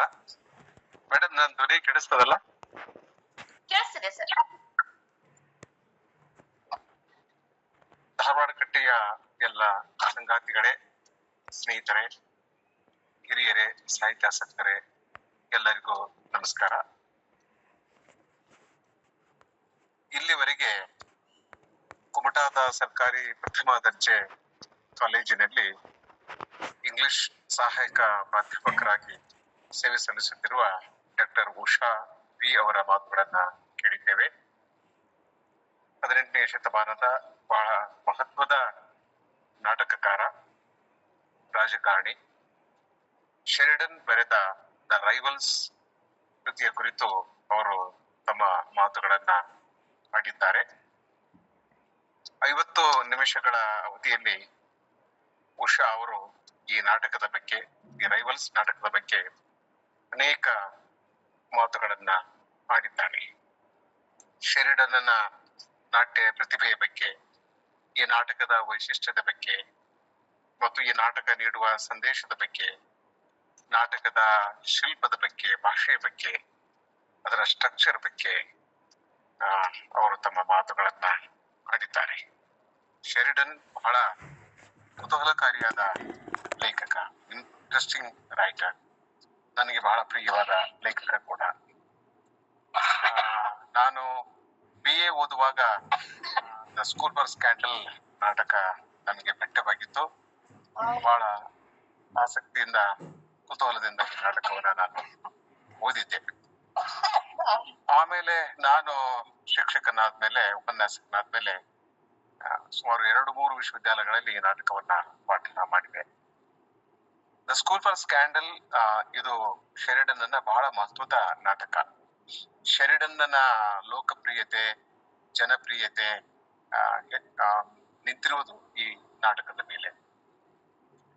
ಆದ್ರೆ ದ ರೈವಲ್ಸ್ ಅವನು ಬರೆದ ಮೊದಲ ನಾಟಕ. 1775ರಲ್ಲಿ ಅವನು ದ ರೈವಲ್ಸ್ ನಾಟಕವನ್ನ ಬರೆದ. 1777ರಲ್ಲಿ ದ ಸ್ಕೂಲ್ ಫಾರ್ ಸ್ಕ್ಯಾಂಡಲ್ ಬರೆದ. 1779ರಲ್ಲಿ ದ ಕ್ರಿಟಿಕ್ ಅಂತ ನಾಟಕವನ್ನು ಬರೆದ. ಈ ಕಾರ್ಯಕ್ರಮವನ್ನ ವೀಕ್ಷಿಸುತ್ತಿರುವ ಎಲ್ಲ ಇಂಗ್ಲಿಷ್ ಸಾಹಿತ್ಯದ ಅಭ್ಯಾಸಿಗಳಿಗೆ ನಾನು ಒಂದು ಮಾತನ್ನ ಹೇಳಲಿಕ್ಕೆ ಇಷ್ಟಪಡ್ತೇನೆ. ನೀವು ನಿಶ್ಚಿತವಾಗಿ ಈ ನಾಟಕವನ್ನ ಓದ್ಬೇಕು, ದ ರೈವಲ್ಸ್ ನಾಟಕವನ್ನ ಓದ್ಬೇಕು. ಜೊತೆಗೆ ದ ಸ್ಕೂಲ್ ಫಾರ್ ಸ್ಕ್ಯಾಂಡಲ್ ನಾಟಕವನ್ನ, ದಿ ಕ್ರಿಟಿಕ್ ನಾಟಕವನ್ನ ಓದ್ಬೇಕು. ಈ ನಾಟಕಗಳನ್ನ ಏಕೆ ಓದ್ಬೇಕು ಅಂತಂದ್ರೆ, ಇದರಲ್ಲಿ ನಮ್ಮ ಜೀವನ ಇದೆ. ಅಂದ್ರೆ ಈ upper middle class, upper class, educated class ಏನಿದೆಯಲ್ಲ, ಈಗ ಕಳೆದ 30-40 ವರ್ಷಗಳಲ್ಲಿ ಭಾರತದಲ್ಲಿ ದೊಡ್ಡ ಪ್ರಮಾಣದಲ್ಲಿ ಈ ಕಲಿತ ವರ್ಗ ಬಂದಿದೆ, ಎಜುಕೇಟೆಡ್ ಕ್ಲಾಸ್ ಅಂತ ಬಂದಿದೆ. ಒಂದು ಕಾಲಕ್ಕೆ ಸಮಾಜದ ಮೇಲ್ಸ್ತರದಲ್ಲಿ ಇರ್ತಕ್ಕಂಥ ಜನರಿಗೆ ಮಾತ್ರ ಶಿಕ್ಷಣದ ಅವಕಾಶ ಇತ್ತು ಅಂತ ಹೇಳಲಾಗ್ತದೆ. ಈಗ ಶಿಕ್ಷಣ ಸಾರ್ವಜನಿಕಗೊಂಡಿದೆ, ಯೂನಿವರ್ಸಲ್ ಎಜುಕೇಶನ್ ಸಾರ್ವತ್ರಿಕಗೊಂಡಿದೆ. ಎಲ್ಲಾ ಸಮುದಾಯಗಳಲ್ಲೂ ಒಂದು ಕಲಿತ ವರ್ಗ ಬಂದಿದೆ. ಎಲ್ಲಾ ಜಾತಿಯಲ್ಲಿ, ಉಪಜಾತಿಗಳಲ್ಲಿ ಬಂದಿದೆ. ಯಾಕಂದ್ರೆ ಶಿಕ್ಷಣ ನಮಗೆ ಫ್ರೀಯಾಗಿ ಸಿಗ್ತಾ ಇರೋದ್ರಿಂದ. ಸೊ ಈ ಕಲಿತವ್ರದೇ ಒಂದು ವರ್ಗ ಈಗ ಸೃಷ್ಟಿಯಾಗಿದೆ. ಅಂದ್ರೆ ಇಲ್ಲಿ ಲುಕ್ಯಾಕ್ಸ್ ಅಂತ ಒಬ್ಬ ದೊಡ್ಡ ವಿದ್ವಾಂಸ, ನಾಟಕ ಮತ್ತು ರಂಗಭೂಮಿಯ ದೊಡ್ಡ ವಿದ್ವಾಂಸ, ಅವನೇನ್ ಹೇಳ್ತಾನಂದ್ರೆ, ಮಧ್ಯಮ ವರ್ಗದಲ್ಲಿ ನಾಟಕವೇ ಸೃಷ್ಟಿ ಆಗ್ತಾ ಇಲ್ಲ. ಯಾಕಂದ್ರೆ ಇವರಿಗೆ ನಗುದು ಗೊತ್ತಿಲ್ಲ, ಅಳುವುದು ಗೊತ್ತಿಲ್ಲ. ದೇ ನೀದರ್ ಲಾಫ್ ನಾರ್ ಕ್ರೈ ಅಂತ ಪರಿಸ್ಥಿತಿಯಲ್ಲಿ ನಾವೆಲ್ಲ ಇದ್ದೇವೆ. ಅಳೋದಿಲ್ಲ ಮತ್ತು ನಗೋದಿಲ್ಲ ಅಂದ್ರೆ ನಾಟಕ ಸಾಧ್ಯನೇ ಆಗೋದಿಲ್ಲ. ನಾಟಕೀಯತೆ ಅನ್ನೋದೇ ನಮ್ಮಲ್ಲಿ ಎಲ್ಲ ಅದು ಕಳೆದು ಹೋಗಿದೆ ಅಂತಕ್ಕಂಥ ಮಾತನ್ನ ಅವನು ಹೇಳ್ತಾನೆ. 18ನೇ ಶತಮಾನದ ಇಂಗ್ಲೆಂಡಿನ ಸಮಾಜವನ್ನ ಅವನು ಅಣುಕು ಮಾಡ್ತಾನೆ, ಅದನ್ನ ಪ್ಯಾರಡಿ ಮಾಡ್ತಾನೆ. ಶೆರಿಡನ್ ಅವರ ವ್ಯಕ್ತಿತ್ವ ಹೇಗಿದೆ, ಈ ಸ್ಕೂಲ್ ಫಾರ್ ಸ್ಕ್ಯಾಂಡಲ್ ನಾಟಕ ಓದಿದ್ರೆ ಗೊತ್ತಾಗ್ತದೆ ನಮಗೆ. ಪ್ರತಿಯೊಂದು ಆಫೀಸಿನಲ್ಲಿ, ಭಾರತದ ಪ್ರತಿಯೊಂದು ಆಫೀಸಿನಲ್ಲಿ ಕೂಡ ಒಂದು ಸ್ಕೂಲ್ ಫಾರ್ ಸ್ಕ್ಯಾಂಡಲ್ ಇರ್ತದೆ. 4 ಜನ ಸೇರಿದ್ರೆ ಮಾತನಾಡೋದೇನಂತಾರ ಅವನ್ ಹೆಂಗ ಇವನ್ ಹೆಂಗ ಅವಳು ಹೆಂಗ ಇವಳು ಹೆಂಗ. ಮೊನ್ನೆ ನಾನು ಮಾರ್ಕೆಟ್ ಹೊಟ್ಟಿದ್ದೆ, ಅಲ್ಲಿ ಅವನು ಅವ್ರ ಜೊತೆ ನಿಂತು ಮಾತನಾಡ್ತಾ ಇದ್ದ, ಇವ್ರ ಜೊತೆ ನಿಂತು ಮಾತನಾಡ್ತಾ ಇದ್ದ. ಅಂದ್ರೆ ನಮ್ಮ ಇಡೀ ಸೃಜನಶೀಲತೆಯನ್ನ ಕ್ರಿಯಾಶೀಲತೆಯನ್ನ ಇನ್ನೊಬ್ಬರ ಬಗ್ಗೆ ಆಡಿಕೊಳ್ಳುವುದ್ರಲ್ಲಿ, ಇನ್ನೊಬ್ಬರ ನಡತೆ ಬಗ್ಗೆ ಆಡಿಕೊಳ್ಳುವುದ್ರಲ್ಲಿ ನಾವು ಕಳೀತಾ ಇರ್ತೇವೆ. ಇದರಿಂದ ಮೂರ್ಖತನದ ಕೆಲಸ ಏನೊಂದಿಲ್ಲ. ಬೇರೆಯವರು ಅವರ ಚಾರಿತ್ರ್ಯ ಬಗೆಗೆ, ಅವರ ವ್ಯಕ್ತಿತ್ವದ ನ್ಯೂನತೆಗಳ ಬಗೆಗೆ ನಾವ್ಯಾಕೆ ಮಾತನಾಡ್ಬೇಕು? ಮಾತನಾಡಲೇಬಾರ್ದು. ಬಸವಣ್ಣ ಹೇಳಿದ್ದಾನಲ್ಲ, ಲೋಕದ ಡೊಂಕು ನೀವೇ ಕಿತ್ತಿದ್ದೀರಿ, ನಿಮ್ಮ ಮನವ ಸಂತೈಸಿಕೊಳ್ಳಿ, ನಿಮ್ಮ ತನವು ಸಂತೈಸಿಕೊಳ್ಳಿ, ನೆರಮನೆಯ ದುಃಖ ಕೇಳುವವರ ಮೆಚ್ಚ ಕೊಡಲ ಸಂಗಮ ದೇವ ಅಂತೇಳಿ. ಈ ನಾಟಕದಲ್ಲಿ ಏನಿದೆ, ಇದು ನಮ್ಮೆಲ್ಲರ ನಾಟಕ. ಪ್ರತಿಯೊಂದು ನೀವು ಕಾಲೇಜ್ನಾಗ ಹೋಗ್ರಿ, ಸ್ಟಾಫ್ ರೂಮ್ ಹೋಗ್ರಿ, ಅದನ್ನೇ ಮಾಡ್ತಿರ್ತಾರೆ. ಚೇಂಬರ್ದಾಗ ಕೂತ್ಕೊಂಡು ಅದನ್ನೇ ಮಾಡ್ತಾ ಇರ್ತಾರೆ. ಬಸ್ ನಲ್ಲೂ ಅದೇ, ರೈಲ್ ನಲ್ಲೂ ಅದೇ, ಫ್ಲೈಟ್ ನಲ್ಲೂ ಅದೇ. ಬರೀ ಇನ್ನೊಬ್ಬರ ಬಗ್ಗೆ ಮಾತನಾಡೋದು. ಒಳ್ಳೆದನ್ನ ಮಾತನಾಡೋದಲ್ಲ, ಕೆಟ್ಟದ್ದನ್ನ ಮಾಡೋದು, ನಿಂದಿಸೋದು, ವ್ಯಕ್ತಿತ್ವ ಹರಣ ಮಾಡೋದು, ಇಂಥದ್ದೆಲ್ಲ ಇದೆ.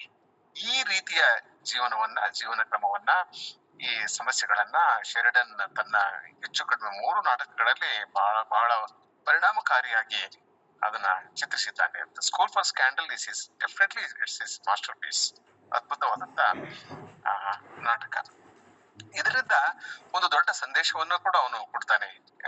Don't waste your energy. ನಿಮ್ಮ ಶಕ್ತಿಯನ್ನ, ನಿಮ್ಮ ಸೃಜನಶೀಲ ಶಕ್ತಿಯನ್ನ, ನಿಮ್ಮ ಕ್ರಿಯಾಶೀಲ ಶಕ್ತಿಯನ್ನ, ನಿಮ್ಮ ಪಾಂಡಿತ್ಯವನ್ನ, ನಿಮ್ಮ ಕಲ್ಪನೆಯನ್ನ, ನಿಮ್ಮ ತಿಳುವಳಿಕೆಯನ್ನ ಏಕೆ ನೀವು ಇಂಥ ಕೆಲಸದಲ್ಲಿ ವ್ಯಯ ಮಾಡ್ತೀರಿ, ಹಾಳು ಮಾಡ್ತಾ ಇರ್ತೀರಿ ಅಂತಕ್ಕಂಥ ಮಾತನ್ನ ಅವನು ಹೇಳ್ತಾ ಇರ್ತಾನೆ. ಹೀಗಾಗಿ ಈ ನಾಟಕವನ್ನ ನಾವು ಓದ್ಬೇಕು ಅನ್ನೋದು.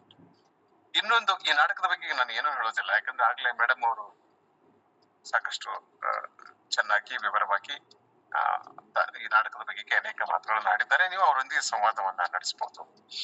ಹೇಗೆ ಅಂದ್ರೆ ಶೆರಿಡನ್ಗೆ ತನ್ನ ಸಮಾಜದ ಕುಂದು ಕೊರತೆಗಳ ಬಗೆಗೆ, ತನ್ನ ಮಧ್ಯಮ ವರ್ಗದ ಜನರ ಬಗ್ಗೆ ಅಥವಾ ಕುಲೀನ ವರ್ಗದ ಜನರ ಬಗೆಗೆ, ಅಪರ್ ಕ್ಲಾಸ್ ಸೊಸೈಟಿ ಏನಿದೆಲ್ಲ, ಇದರ ಎಲ್ಲಾ ನ್ಯೂನತೆಗಳು ಅವನಿಗೆ ಹೇಗ್ ಗೊತ್ತಾದವು ಅನ್ನೋದು ಬಹಳ ಮಹತ್ವದ ಸಂಗತಿ. ನೋಡಿ, ಅವನು 32 ವರ್ಷ MP ಆಗಿದ್ದವ್ರು. ಈ ಬ್ರಿಟಿಷ್ ಹೌಸ್ ಆಫ್ ಕಾಮನ್ಸ್ ದಲ್ಲಿ ಶೆರಿಡನ್ 32 ವರ್ಷ MP ಆಗಿದ್ದವ. ವಿಗ್ ರಾಜಕೀಯ ಪಕ್ಷಕ್ಕೆ ಸೇರಿದವನು. ಅವಾಗ 2 ರಾಜಕೀಯ ಪಕ್ಷಗಳಿತ್ತು ಇಂಗ್ಲೆಂಡ್ ನಲ್ಲಿ, ಟೋರಿ ಮತ್ತು ವಿಗ್ ಅಂತೇಳಿ. ವಿಗ್ ರಾಜಕೀಯ ಪಕ್ಷಕ್ಕೆ ಅವನು ಸೇರಿದ್ದ. 32 ವರ್ಷ MP ಆಗಿದ್ದ. ಆಮೇಲೆ ಅವನು ಸ್ನೇಹಜೀವಿ, ಸಮಾಜ ಜೀವಿ.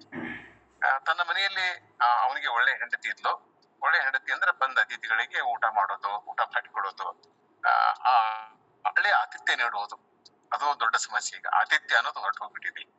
ಇರ್ಲಿ, ಅವನು ಗಂಡ ಹೆಂಡತಿ ಸೇರಿ, ಅಂದ್ರೆ ಪತಿ ಪತ್ನಿಯರು ಸೇರಿ ತಮ್ಮ ಗೆಳೆಯರಿಗೆ ಒಳ್ಳೆ ಆತಿಥ್ಯನ ನೀಡ್ತಾ ಇರ್ತಾರೆ. ಸಂಗೀತದ ಕಾರ್ಯಕ್ರಮಗಳನ್ನ ಮಾಡ್ತಾ ಇರ್ತಾರೆ. ಆಮೇಲೆ ಅವನು ಬಹಳ ಅದ್ಭುತವಾಗಿ ಮಾತನಾಡುವ. ಕೆಲವು ಜನರು ಈ ಸಾಹಿತ್ಯದ ಹರಟೆಯನ್ನು ಹೊಡಿತಾ ಇರ್ತಾರೆ. ಈಗ ನೋಡ್ರಿ, ಒಂದು 15-20 ವರ್ಷಗಳ ಹಿಂದೆ 1990ರಿಂದ 2003ರವರೆಗೆ ಕೀರ್ತಿನಾಥ್ ಕುರ್ತಕೋಟಿಯವರು ಧಾರವಾಡದ ಮನೋಹರ ಗ್ರಂಥಮಾಲೆಯ ಅಟ್ಟದ ಮೇಲೆ ಕೂತ್ಕೊಂಡು ಸಾಹಿತ್ಯದ ಹರಟೆಯನ್ನು ಹೊಡಿತಾ ಇದ್ರು. ಪ್ರತಿದಿನ ಸಂಜೆ 10 ಜನ ಅಲ್ಲಿ ಸೇರ್ತಾ ಇದ್ರು. ನಾವು ಸೇರ್ತಾ ಇದ್ವಿ. ತಪ್ಪಿ ಯಾರ ನಡತೆಯ ಬಗೆಗೆ, ಯಾರ ವ್ಯಕ್ತಿತ್ವದ ದೋಷಗಳ ಬಗೆಗೆ ಮಾತನಾಡ್ತಾ ಇರ್ಲಿಲ್ಲ. ಸಾಹಿತ್ಯದ ಹರಟೆ, ಶುದ್ಧ ಸಾಹಿತ್ಯದ ಹರಟೆಯಲ್ಲಿ ನಡೀತಾ ಇತ್ತು. ರಾಜಕೀಯ ಹರಟೆ ಕೂಡ ನಡೀತಾ ಇರ್ಲಿಲ್ಲ. ಸೊ ಇವೆಲ್ಲ ನಮಗೆ ಪೂರಕವಾಗಿ, ಅಂದ್ರೆ ನಮ್ಮಲ್ಲಿ ಒಳ್ಳೆಯ ಭಾವನೆಯನ್ನು ಹುಟ್ಟಿಸ್ತಕ್ಕಂತ ಮಾತುಕತೆಗಳು. ಈತ ಏನ್ ಮಾಡ್ತಿದ್ದ ಅಂತಂದ್ರೆ, ಸಂಗೀತ ಕಾರ್ಯಕ್ರಮಗಳನ್ನ ಮಾಡೋದು. ಆಮೇಲೆ ಬಹಳ ಇಂಟ್ರೆಸ್ಟಿಂಗ್ ಆಗಿ ಮಾತನಾಡ್ತಾ ಇದ್ದ. Very very popular. ಎಷ್ಟು ಪಾಪ್ಯುಲರ್ ಇದ್ದ ಅಂದ್ರೆ, ಅವನಿಗೆ ತನ್ನ ಸಮಕಾಲೀನ ಎಲ್ಲಾ ಲೇಖಕರು ಅವನನ್ನು ಇಷ್ಟಪಡ್ತಾ ಇದ್ರು. ಅದ್ರ ಬಗ್ಗೆ ಸಾಕಷ್ಟು ವಿವರ ನಿಮಗೆ ಸಿಗ್ತದೆ. ಬೈರನ್ ಮಾತಾಡಿದ್ದಾನೆ ಅವನ ವ್ಯಕ್ತಿತ್ವದ ಬಗ್ಗೆ, ಅನೇಕ ಜನರು ಮಾತನಾಡ್ತಾ ಇದ್ರು. ಸೊ ತನ್ನ ಮನೆಗೆ ಸ್ನೇಹಿತರನ್ನ ಕರೆದು ಅವರಿಗೆ ಔತಣ ನೀಡಿ, ಅವರಿಗೆ ಸಂಗೀತದ ಕಾರ್ಯಕ್ರಮಗಳನ್ನ ಆಯೋಜನೆ ಮಾಡಿ, ತಾನೇ ಸ್ವತಃ ಅವರ ಮುಂದೆ ನಿಂತುಕೊಂಡು ರಸವಾಗಿ ಮಾತನಾಡುತ್ತಿದ್ದ. ಆ ಮೂಲಕ ಅವರ ಮನಸ್ಸಿನಲ್ಲಿ ಇರ್ತಕ್ಕಂಥ ವಿಚಾರಗಳನ್ನ ಹೆಕ್ಕಿ ಹೊರಗೆ ತೆಗೆಯುತ್ತಿದ್ದ. ಇದರಿಂದ ಅವನಿಗೆ ನಾಟಕಗಳನ್ನ ಬರೀಲಿಕ್ಕೆ ವಸ್ತು ಸಿಗ್ತಾ ಇತ್ತು. ಹೀಗೆ ಲೇಖಕನಾದವನು ವಸ್ತುಗಳನ್ನ ಹುಡುಕಿಕೊಂಡು ಹೋಗ್ಬೇಕು. ನಾವಿದ್ದಲ್ಲೇ ನಾಟಕ ಸೃಷ್ಟಿ ಆಗೋದಿಲ್ಲ, ನಾನಿದ್ದಲ್ಲೇ ಕಥೆ ಸೃಷ್ಟಿ ಆಗೋದಿಲ್ಲ. ಕಥೆಯ ಹೊರಗಡೆ ಹೋಗ್ಬೇಕು ನಾವು. ಈಗಂತರೂ ಫ್ರೀ ಬಸ್ ನಲ್ಲಿ ಟಿಕೆಟ್, KSRTC ಬಸ್ ನಲ್ಲಿ ಯಾರು ಟಿಕೆಟ್ ಕೊಡ್ಬೇಕಾಗಿಲ್ಲ. ನೀವು ಯಾವ್ದಾದ್ರು ಒಂದು KSRTC ಬಸ್ ಅನ್ನ ನೀವು ಹತ್ಕೊಡ್ರಿ, 15 ಕಿಲೋಮೀಟರ್ ನೀವು ಹೋಗೋದ್ರೊಳಗಡೆ ನಿಮ್ಗೆ 2-3 ಕಥೆಗಳನ್ನ ಬರಿಬಹುದು. ಯಾಕಂದ್ರೆ ಅಷ್ಟು ಜನ ಹೆಣ್ಮಕ್ಳಲ್ಲಿ ಬರ್ತಾರೆ, ಕೂತ್ಕೋತಾರೆ, ಮಾತನಾಡ್ತಾರೆ, ಜಗಳ ಆಡ್ತಾರೆ. ಹೆಣ್ಮಕ್ಳು ಗಂಡ್ಮಕ್ಳು ಜಗಳ ಆಡ್ತಾರೆ, ಹೆಣ್ಮಕ್ಳು ಜಗಳ ಆಡ್ತಾರೆ, ಕಂಡಕ್ಟರ್ನ ಎದೆ ಮೇಲೆ ಶರ್ಟ್ ಹಿಡಿದು ಎಳಿತಾರೆ, ಏನೇನೇನೋ ಮಾಡ್ತಿರ್ತಾರೆ. ಸುಮ್ಮನೆ ಕೂತ್ಕೊಂಡು ಹೋಗ್ಬಿಟ್ರೆ ಒಂದು ಕಥೆಯನ್ನ ಬರಿಬಹುದು. ನೀವೇನಾದ್ರೂ ಒಂದು 200 ಕಿಲೋಮೀಟರ್ ಪ್ರಯಾಣ ಮಾಡಿದ್ರಿ ಅಂತಂದ್ರೆ ಒಂದು ಕಾದಂಬರಿಯನ್ನೇ ಬರಿಬಹುದು. ಮಾರ್ಕೆಟ್ ಹೋಗ್ರಿ, ಎಲ್ಲಾ ಕಡೆ ಜೀವನ ಅಂದ್ರೆ ನಾಟಕ. ಎಲ್ಲಾ ಕಡೆ ನಾಟಕ ತಂತಾನೆ ಪ್ರಕಟ ಆಗ್ತಾ ಇರ್ತದೆ. ಹಾಗೆ ನಮ್ಮ ಮನಸ್ಸಿನಲ್ಲೂ ಒಂದು ನಾಟಕ ಇರ್ತದೆ, ನಮ್ಮ ಮನೆಯಲ್ಲೂ ಒಂದು ನಾಟಕ ಇರ್ತದೆ, ನಮ್ಮ ಎಲ್ಲಾ ಕಡೆ ಒಂದು ನಾಟಕ, ಒಂದು ಕತೆ ಇರ್ತದೆ. ಎಲ್ಲಾ ರೀತಿಯ ಪಾತ್ರಗಳನ್ನ ನಾವು ದಿನನಿತ್ಯ ನೋಡ್ಬೇಕಾಗ್ತದೆ. ಯಾರೋ ಪ್ರೀತಿಸ್ತಾರೆ, ಯಾರೋ ಬೈತಿರ್ತಾರೆ, ಯಾರೋ ಕಾಡ್ತಿರ್ತಾರೆ, ಯಾರೋ ಕೈ ಹಿಡಿದು ಮೇಲೆ ಎತ್ತಿರ್ತಾರೆ, ಇನ್ನೊಬ್ರು ಯಾರೋ ಕಾಲ್ ಹಿಡಿದು ಕೆಳಗೆ ಜಗ್ತಿರ್ತಾರೆ. This is the beauty of life. So ಇದನ್ನೆಲ್ಲ ಇಟ್ಕೊಂಡು ಇಂಥ ನಾಟಕಗಳನ್ನ ಶೆರಿಡನ್ ಬರೆದಿದ್ದಾನೆ. ಬಹಳ ಅದ್ಭುತವಾದ ಲೇಖಕ, ಒಳ್ಳೆಯ ಲೇಖಕ. ಈ ನಾಟಕವನ್ನ ನೀವು ಓದ್ರಿ. ಜೊತೆಗೆ ದ ಸ್ಕೂಲ್ ಫಾರ್ ಸ್ಕ್ಯಾಂಡಲ್ ಮತ್ತು ದ ಕ್ರಿಟಿಕ್ ನಾಟಕಗಳನ್ನ ಕೂಡ ನೀವು ಓದ್ರಿ ಅಂತ ಈ ಸಂದರ್ಭದಲ್ಲಿ ಹೇಳ್ತೇನೆ. ಮತ್ತೆ ಶನಿವಾರ ನಾವು ಭೇಟಿಯಾಗೋಣ. ಒಂದು ಒಳ್ಳೆಯ ಕಾದಂಬರಿಯ ಬಗೆಗೆ ಚರ್ಚೆ ಆಗ್ತಾ ಇದೆ. ಜೋಸೆಫ್ ಆಂಡ್ರ್ಯೂಸ್ 18ನೇ ಶತಮಾನದ ಉತ್ಕೃಷ್ಟ ಕಾದಂಬರಿ, ಹೆನ್ರಿ ಫೀಲ್ಡಿಂಗ್ ಬರೆದಂತ ಕಾದಂಬರಿ. ದಯವಿಟ್ಟು ಈ ಕಾರ್ಯಕ್ರಮದಲ್ಲಿ ಭಾಗವಹಿಸಿ. ನಾವು ಪ್ರತಿ ವಾರ 2 ಸಲ ಭೇಟಿಯಾಗೋಣ. ಸಾಹಿತ್ಯದ ಹರಟೆಯನ್ನು ಹೊಡೆಯೋಣ, ಸಾಹಿತ್ಯದ ಕುರಿತು ಚರ್ಚೆ ಮಾಡೋಣ. ಎಲ್ಲರಿಗೂ ಶುಭವಾಗ್ಲಿ, ಎಲ್ಲರಿಗೂ ಒಳ್ಳೆಯದಾಗ್ಲಿ. Thank you so much. Good night. Madam, ಕಾರ್ಯಕ್ರಮವನ್ನ ನೀವು ಮುಂದುವರಿಸಬಹುದು. ಧನ್ಯವಾದಗಳು ಸರ್ ತಮ್ಮ ಮಾರ್ಗದರ್ಶನದ ನುಡಿಗಳಿಗೆ. ಆಸಕ್ತರೆ, ಮುಂದಿನ ವೇದಿಕೆ ಚರ್ಚೆಗೆ. ತಮ್ಮ ಪ್ರಶ್ನೆಗಳೇನಾದ್ರೂ ಇದ್ರೆ ತಮ್ಮ ಆಡಿಯೋವನ್ನ ಅನ್ಮ್ಯೂಟ್ ಮಾಡಿಕೊಂಡು ನೇರವಾಗಿ ಮಾತನಾಡಲು ಕೋರಿಕೆ. Hello. Hello, ma'am. Good evening, ma'am. Sir ಹೇಳಿ ಸರ್, ಮಾತಾಡಿ sir. Ma'am, this is Ashok from Chikmagalur, ma'am. Just you have explained it, this one very well. But one thing I want to know about it, so still I didn't understand it, ma'am, properly. Comedy of manners, I want to know what is comedy of manners. Many times I have read it, ma'am, and even I have come across of it, but still little bit of confusion I have, ma'am. Could you explain it, ma'am? Thank you for the question, sir. So, comedy of manners means what? It satirizes the stock characters. It satirizes what we call it as the upper class sophisticated society. Not to harm. That is very important. When we say satirizes, we are not, the element that is there is to make fun of them. The way their life is meaningless, and to show that what they are doing is meaningless without harming anyone. The first point is, okay. The second point is the dialogues, witty dialogues. See, when we are reading Mrs. Malaprop dialogues, we have to have the knowledge of the word. So instead of pinnacle, she uses pineapple. So when she is using that dialogue on a stage, as an audience, we should be able to understand that the actual word there is pinnacle. That knowledge should be there to the audience. So witty dialogue means that a dialogue will arouse laughter only when you have a knowledge about it. If you don't have a knowledge about it, you will not be able to understand the comedy behind it. So, a witty dialogue is expects the audience to be educated, know the things like that. And the third one is stock characters. Stock characters means what?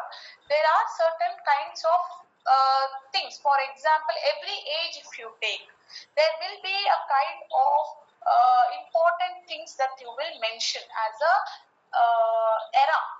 20th century, what are the important highlights? So internet you have, globalization you have, capitalism you have, like that. And at the same time, 20th century, what kind of a people you have?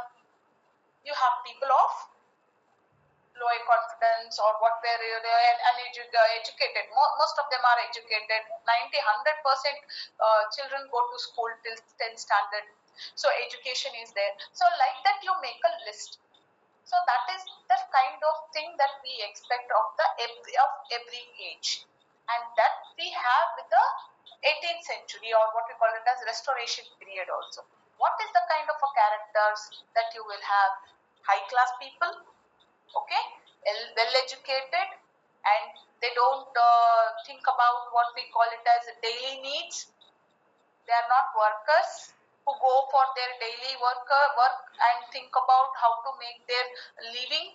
They don't think about bread and butter. They don't talk about what we call it as rights. All those things are there. So those are the characteristics of comedy of manners. Arouse laughter there, and absence of serious complications. This is one more important thing. Any comedy of manners play, if you take it there, you will find that there will be no serious elements. For example, if you take Shakespeare, Julius Caesar, for example, if you take that play, you can see what is a kind of a theme that you will have in that play.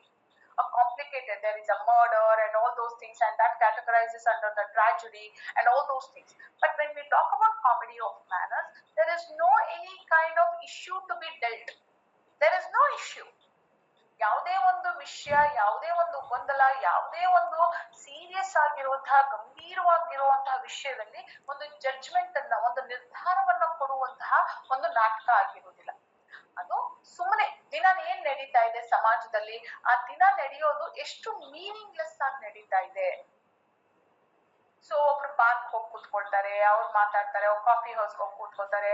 ಇಲ್ಲಿ ನಾವು ನೋಡ್ತೀವಿ ಒಬ್ಬ bakers, ಅವನು ಹಳ್ಳಿಯಿಂದ ಈ ಊರಿಗೆ ಬಂದಿರ್ತಾನೆ, park ಬಂದಿರ್ತಾನೆ. ಯಾಕೆ ಅಂತ ಹೇಳಿದ್ರೆ ಆ ಜನರು ಹೇಗ್ ಬಟ್ಟೆ ಹಾಕೋತಾರೋ ಅದೇ ತರ ಅವನು ಬಟ್ಟೆ ಹಾಕೋಬೇಕು ಅಂತ ಹೇಳಿ. ಆಮೇಲೆ ಫ್ರೆಂಚ್ ಕ್ಲಾಸಸ್ ಹೋಗ್ತಾನೆ, ಅವ್ನು ಡಾನ್ಸಸ್ ಅನ್ನು ಕಲಿಬೇಕು ಅಂತ ಹೇಳಿ ಹೋಗ್ತಾನೆ. ಈ ರೀತಿಯಾದಂತಹ ಫ್ಯಾಷನ್ಸ್ ಅನ್ನ ಅವರು ಮಾಡ್ಕೊಂತ ಹೋಗ್ತಾರೆ.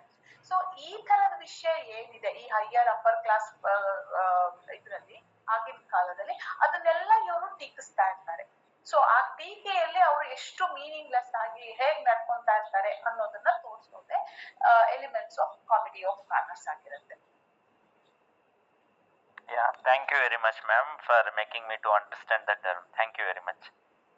Okay, sir. Thank you for the question.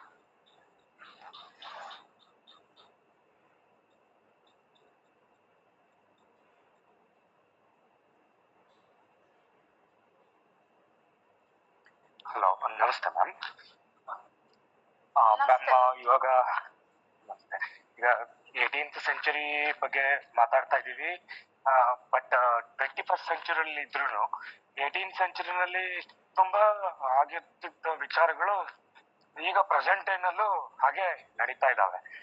ಈಗ ನೀವು ಅದೊಂದು ಪಾಯಿಂಟ್ ಮೆನ್ಷನ್ ಮಾಡಿದ್ರಿ, ಡ್ರಾಮಾದಲ್ಲಿ ಬರುವಂಥದ್ದು ಏನಂದ್ರೆ ಏನು ಗರ್ಲ್ಸು ಹೀಗೆ ಲವ್ ಬಗ್ಗೆ ಅವ್ರಿಗಿದ್ದಂತಹ ಏನು ಅಸಂಪ್ಷನ್ಸ್, ಆ ಥಿಂಗ್ಸ್ ನಾವು ಇವತ್ತು ನೋಡ್ತೀವಿ ಸೊಸೈಟಿನಲ್ಲಿ. ಅದು ಒಂದು ಪಾಯಿಂಟ್. ಅದು ಲೈಕ್ ಹೇಗೆ 3-4 ಸೆಂಚುರಿ ಆದ್ರೂ ಸಹ ಮನುಷ್ಯನಲ್ಲಿ ಆ ತರದ ಗುಣಗಳು ಇನ್ನೂ ಸಹ ಏನೋ ಇದಾವೆ, ಅದು ಮತ್ ಹೋಗಿಲ್ಲ. ಅಥವಾ ನಮ್ದೇನಾದ್ರು ಭೌತಿಕವಾಗಿ ನಾವು ಅದೇನು ಬೆಳವಣಿಗೆ ಆಗ್ತಾ ಇಲ್ವೋ, ಅದು ಹೇಗೆ, ಅದು ಒಂದು. ಆಮೇಲೆ ಇನ್ನೊಂದೇನಂತ ಹೇಳಿದ್ರೆ, is there any references for the short lived marriages for the in the contemporary world, what we are getting to see with that of the drama that you just tried explaining.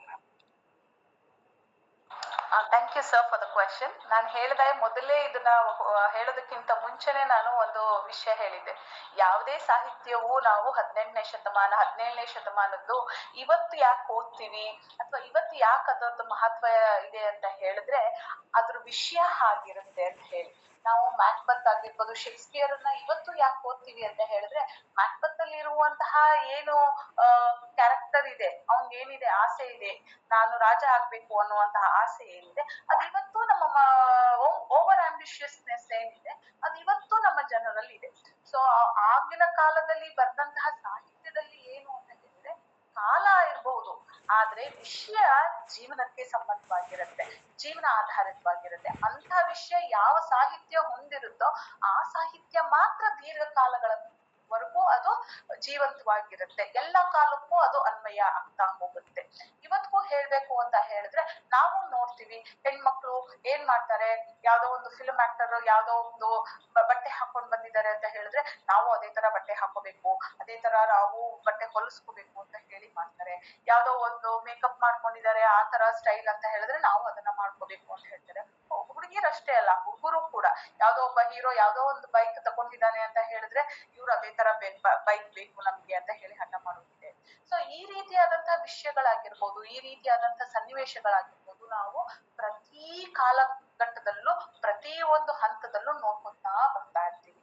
So ಹಾಗಾಗಿ ನಾವು ಆಗಿನ ಕಾಲದಲ್ಲ ಒಂದು ಸಾಹಿತ್ಯವನ್ನ ಈಗ ಯಾಕೆ ಓದ್ತೀವಿ ಅಂತ ಹೇಳಿದ್ರೆ ನಮ್ಗಿರೋದು ಸಣ್ಣ ಜೀವನ, ಚಿಕ್ಕ ಜೀವನ, ಅದ್ರಲ್ಲಿ ಎಲ್ಲವನ್ನೂ ನಾವು ಎಕ್ಸ್ಪೀರಿಯನ್ಸ್ ಮಾಡೋಕ್ ಆಗುದಿಲ್ಲ.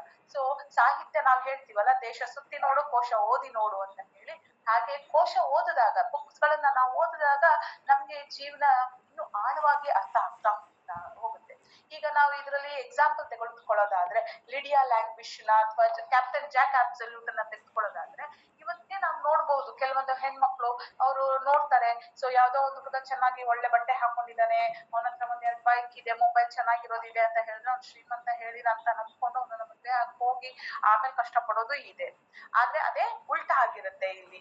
ಸೊ ಈ ರೀತಿಯಾದಂತಹ ಸನ್ನಿವೇಶಗಳಲ್ಲಿ ನಾವ್ ಏನನ್ನ ಅರ್ಥ ಮಾಡ್ಕೋಬೇಕು ಅಂತ ಹೇಳಿದ್ರೆ ಈ ದುಡ್ಡಾಗಿರ್ಲಿ, ಫ್ಯಾಷನ್ ಆಗಿರ್ಲಿ, ಇವೆಲ್ಲ ಕ್ಷಣಿಕ ಮಾತ್ರ.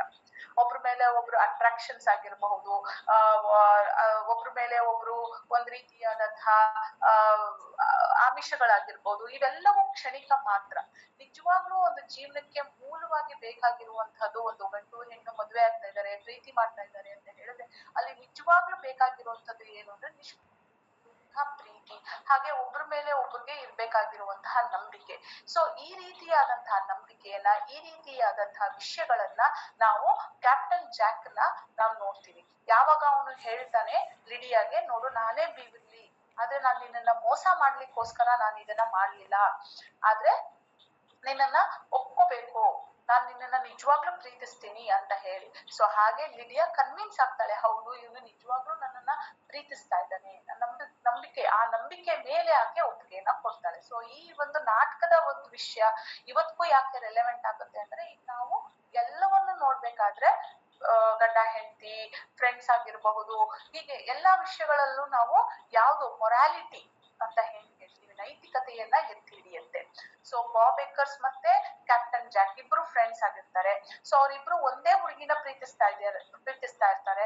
ಸೊ ಇವನ್ ಏನ್ ಹೇಳ್ತಾನೆ, ನನಗ್ ಪ್ರೀತಿಗಿಂತ ನನ್ನ ಫ್ರೆಂಡ್ಶಿಪ್ಪೇ ಮುಖ್ಯ, ನಾನ್ ನಿನ್ ಜೊತೆ ಜಗಳ ಮಾಡೋದಿಲ್ಲ. ಅವ್ನು ಗೊತ್ತಾದ ತಕ್ಷಣ ಓ ನನ್ ಫ್ರೆಂಡ್ ನೀನು, ನನ್ ಫ್ರೆಂಡ್ ಪ್ರೀತಿಸ್ತಾ ಇರೋದ ನೀನನ್ನ, ಅಯ್ಯೋ ಛೆ ಅಂತ ಹೇಳಿ ಅವ್ನ್ ಬಿಟ್ಟು ಹೋಗ್ಬಿಡ್ತಾನೆ. ಸೊ ಈ ರೀತಿಯಾದಂತಹ ಫ್ರೆಂಡ್ಶಿಪ್ ಅವ್ನು ಮಹತ್ವ ಕೊಡ್ತಾನೆ. ಸೊ ಈ ರೀತಿಯಾದಂತ ಮತ್ತೆ ಮ್ಯಾಲೋಪ್ರಾಪ್ ಮತ್ತೆ ಲೂಸಿ ಓಟ್ರಿಗರ್ ಆಗಿರ್ಬೋದು. ಸೊ ಅವನು ಲೆಟರ್ ಬರೀತಾ ಇರ್ತಾನೆ, ಈಕೆ ಲೆಟರ್ ಬರೀತಾಳೆ. ಸೊ ಆ ಮಿಸ್ಕನ್ಸೆಪ್ಷನ್ ಆಗಿರ್ಬೋದು. ಸೊ ಈ ರೀತಿಯಾದಂತಹ ವಿಷಯಗಳನ್ನ ಇವತ್ತಿಗೂ ಕೂಡ ನಾವು ನಮ್ಮ ದೈನಂದಿಕ ಜೀವನದಲ್ಲಿ ದಿನ ನೋಡ್ತಾನೆ ಇರ್ತೀವಿ. ಯಾಕೆಂದ್ರೆ ನಾವೆಲ್ಲ ಕಾಲೇಜಲ್ಲಿ ಅಸಿಸ್ಟೆಂಟ್ ಪ್ರೊಫೆಸರ್ ಆಗಿರ್ತೀವಿ. ಸೊ 18, 19, 20 ವರ್ಷದ ಮಕ್ಕಳು, 20, 22 ವರ್ಷದ ಮಕ್ಕಳು ಅವ್ರ ಜೊತೆ ನಾವು 3 ವರ್ಷ 5 ವರ್ಷಗಳ ಕಾಲ ನಾವು ಅವ್ರ ಜೊತೆ ನೋಡ್ತಾ ಇರ್ತೀವಿ ಬೆಳಗ್ಗೆಯಿಂದ ಸಂಜೆವರೆಗೆ. ಸೊ ಆ ಮಕ್ಕಳಲ್ಲಿ ಇರುವಂತಹ ಒಂದು ವಿಷಯ ಏನು, ಜೀವನಕ್ಕೆ ಯಾವ ರೀತಿಯಾದಂತಹ ಅರ್ಥ ಮಾಡ್ಕೊಂಡಿದ್ದಾರೆ, ಯಾವ ದೃಷ್ಟಿಕೋನದಿಂದ ಅವ್ರು ನೋಡ್ತಾ ಇದ್ದಾರೆ ಅನ್ನೋದನ್ನ ನಾವು ಅವ್ರಿಗೆ ತಿಳಿಸಿ ಹೇಳ್ಬೇಕಾಗಿರುತ್ತೆ.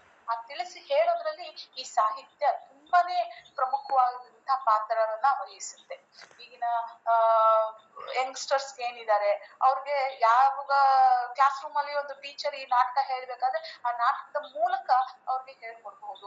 ಇಲ್ಲ ದುಡ್ಡಲ್ಲ, ಬ್ಯೂಟಿ ಅಲ್ಲ, ಇದಲ್ಲ, ನಿಜವಾದ ಪ್ರೀತಿ, ನಂಬಿಕೆ, ಒಬ್ರ ಮೇಲೆ ಒಬ್ರು ಇರುವಂತದ್ದು ಅದು ಮುಖ್ಯ ಆಗತ್ತೆ ಜೀವನದಲ್ಲಿ ಅಂತ ಹೇಳ್ಬೋದು, ಅಥವಾ ಫ್ರೆಂಡ್ಶಿಪ್ ಬಗ್ಗೆ ಹೇಳ್ಬೋದು, ಈ ರೀತಿ ವಿಷಯವನ್ನ. ಸೊ ಅದನ್ನ ಸಾಹಿತ್ಯದ ಮೂಲಕ ಹೇಳ್ಕೊಡೋದು ಇವತ್ತಿನ ಒಂದು ಕಾಲಘಟ್ಟದಲ್ಲಿ ಅವಶ್ಯಕತೆನೂ ಇದೆ, ಅನಿವಾರ್ಯನೂ ಇದೆ.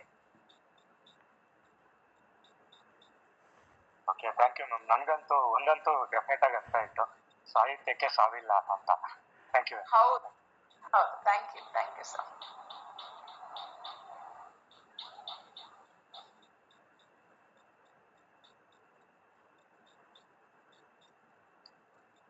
ಪ್ರಶ್ನೆಗಳು ಏನೂ ಇಲ್ಲ ಅಂದ್ರೆ ಕಾರ್ಯಕ್ರಮ ಮುಗಿಸ್ಬೋದು. ಮುಗಿಸ್ಬಿಡಿ, ಕಾರ್ಯಕ್ರಮ ಮುಗಿಸ್ಬಿಡಿ. ಓಕೆ ಸರ್, ಕಾರ್ಯಕ್ರಮದ ಕೊನೆ ಘಟ್ಟದಲ್ಲಿದ್ದೇವೆ. ಮೊದಲಿಗೆ ನಮ್ಮ ಕರೆಯನ್ನ ಆಗಮಿಸಿ ಉಪನ್ಯಾಸ ಮಂಡಿಸಿದ ಇವತ್ತಿನ ಉಪನ್ಯಾಸಕರಾದ ಶ್ರೀಮತಿ ಉಷಾ ಮೇಡಮ್ ಅವರಿಗೆ ತುಂಬಾ ಹೃದಯದ ಧನ್ಯವಾದಗಳನ್ನ ಅರ್ಪಿಸುತ್ತೇವೆ. ಧನ್ಯವಾದಗಳು ಮೇಡಮ್. Thank you madam. ಹಾಗೇನೆ ಅಧ್ಯಕ್ಷರಾದ ಪ್ರೊಫೆಸರ್ ಬಸವರಾಜ್ ಡೋಣೂರ್ ಸರ್ ಅವರು ನೆರೆದ ಎಲ್ಲಾ ಹಿರಿಯರಿಗೆ, ಸಾಹಿತ್ಯಾಸಕ್ತರಿಗೆ ಗೌರವಪೂರ್ವಕ ನಮನಗಳನ್ನ ಸಲ್ಲಿಸುತ್ತೇವೆ. ಕಾರ್ಯಕ್ರಮ ಇಷ್ಟು ಸರಾಗವಾಗಿ ನೆರವೇರಲು ಕಾರಣೀಕರ್ತರಾದ ಕಟ್ಟೆಯ ಎಲ್ಲಾ ಪದಾಧಿಕಾರಿಗಳಿಗೆ ವಂದನೆಗಳನ್ನು ಸಲ್ಲಿಸಿ ಈ ಕಾರ್ಯಕ್ರಮ ಇಲ್ಲಿಗೆ ಕೊನೆಗಾಣಿಸುತ್ತೇವೆ. ಬರುವ ಶನಿವಾರ ಸಂಜೆ 6 ಗಂಟೆಗೆ ಇದೇ ಲಿಂಕ್ ಬಳಸಿ ನಮ್ಮೊಂದಿಗೆ ಜೊತೆಯಾಗಿ ಎಂದು ಕೇಳಿಕೊಳ್ಳುತ್ತಾ ಮತ್ತೊಮ್ಮೆ ಎಲ್ಲರಿಗೂ ವಂದಿಸುತ್ತೇನೆ. ಧನ್ಯವಾದಗಳು. ಶುಭರಾತ್ರಿ.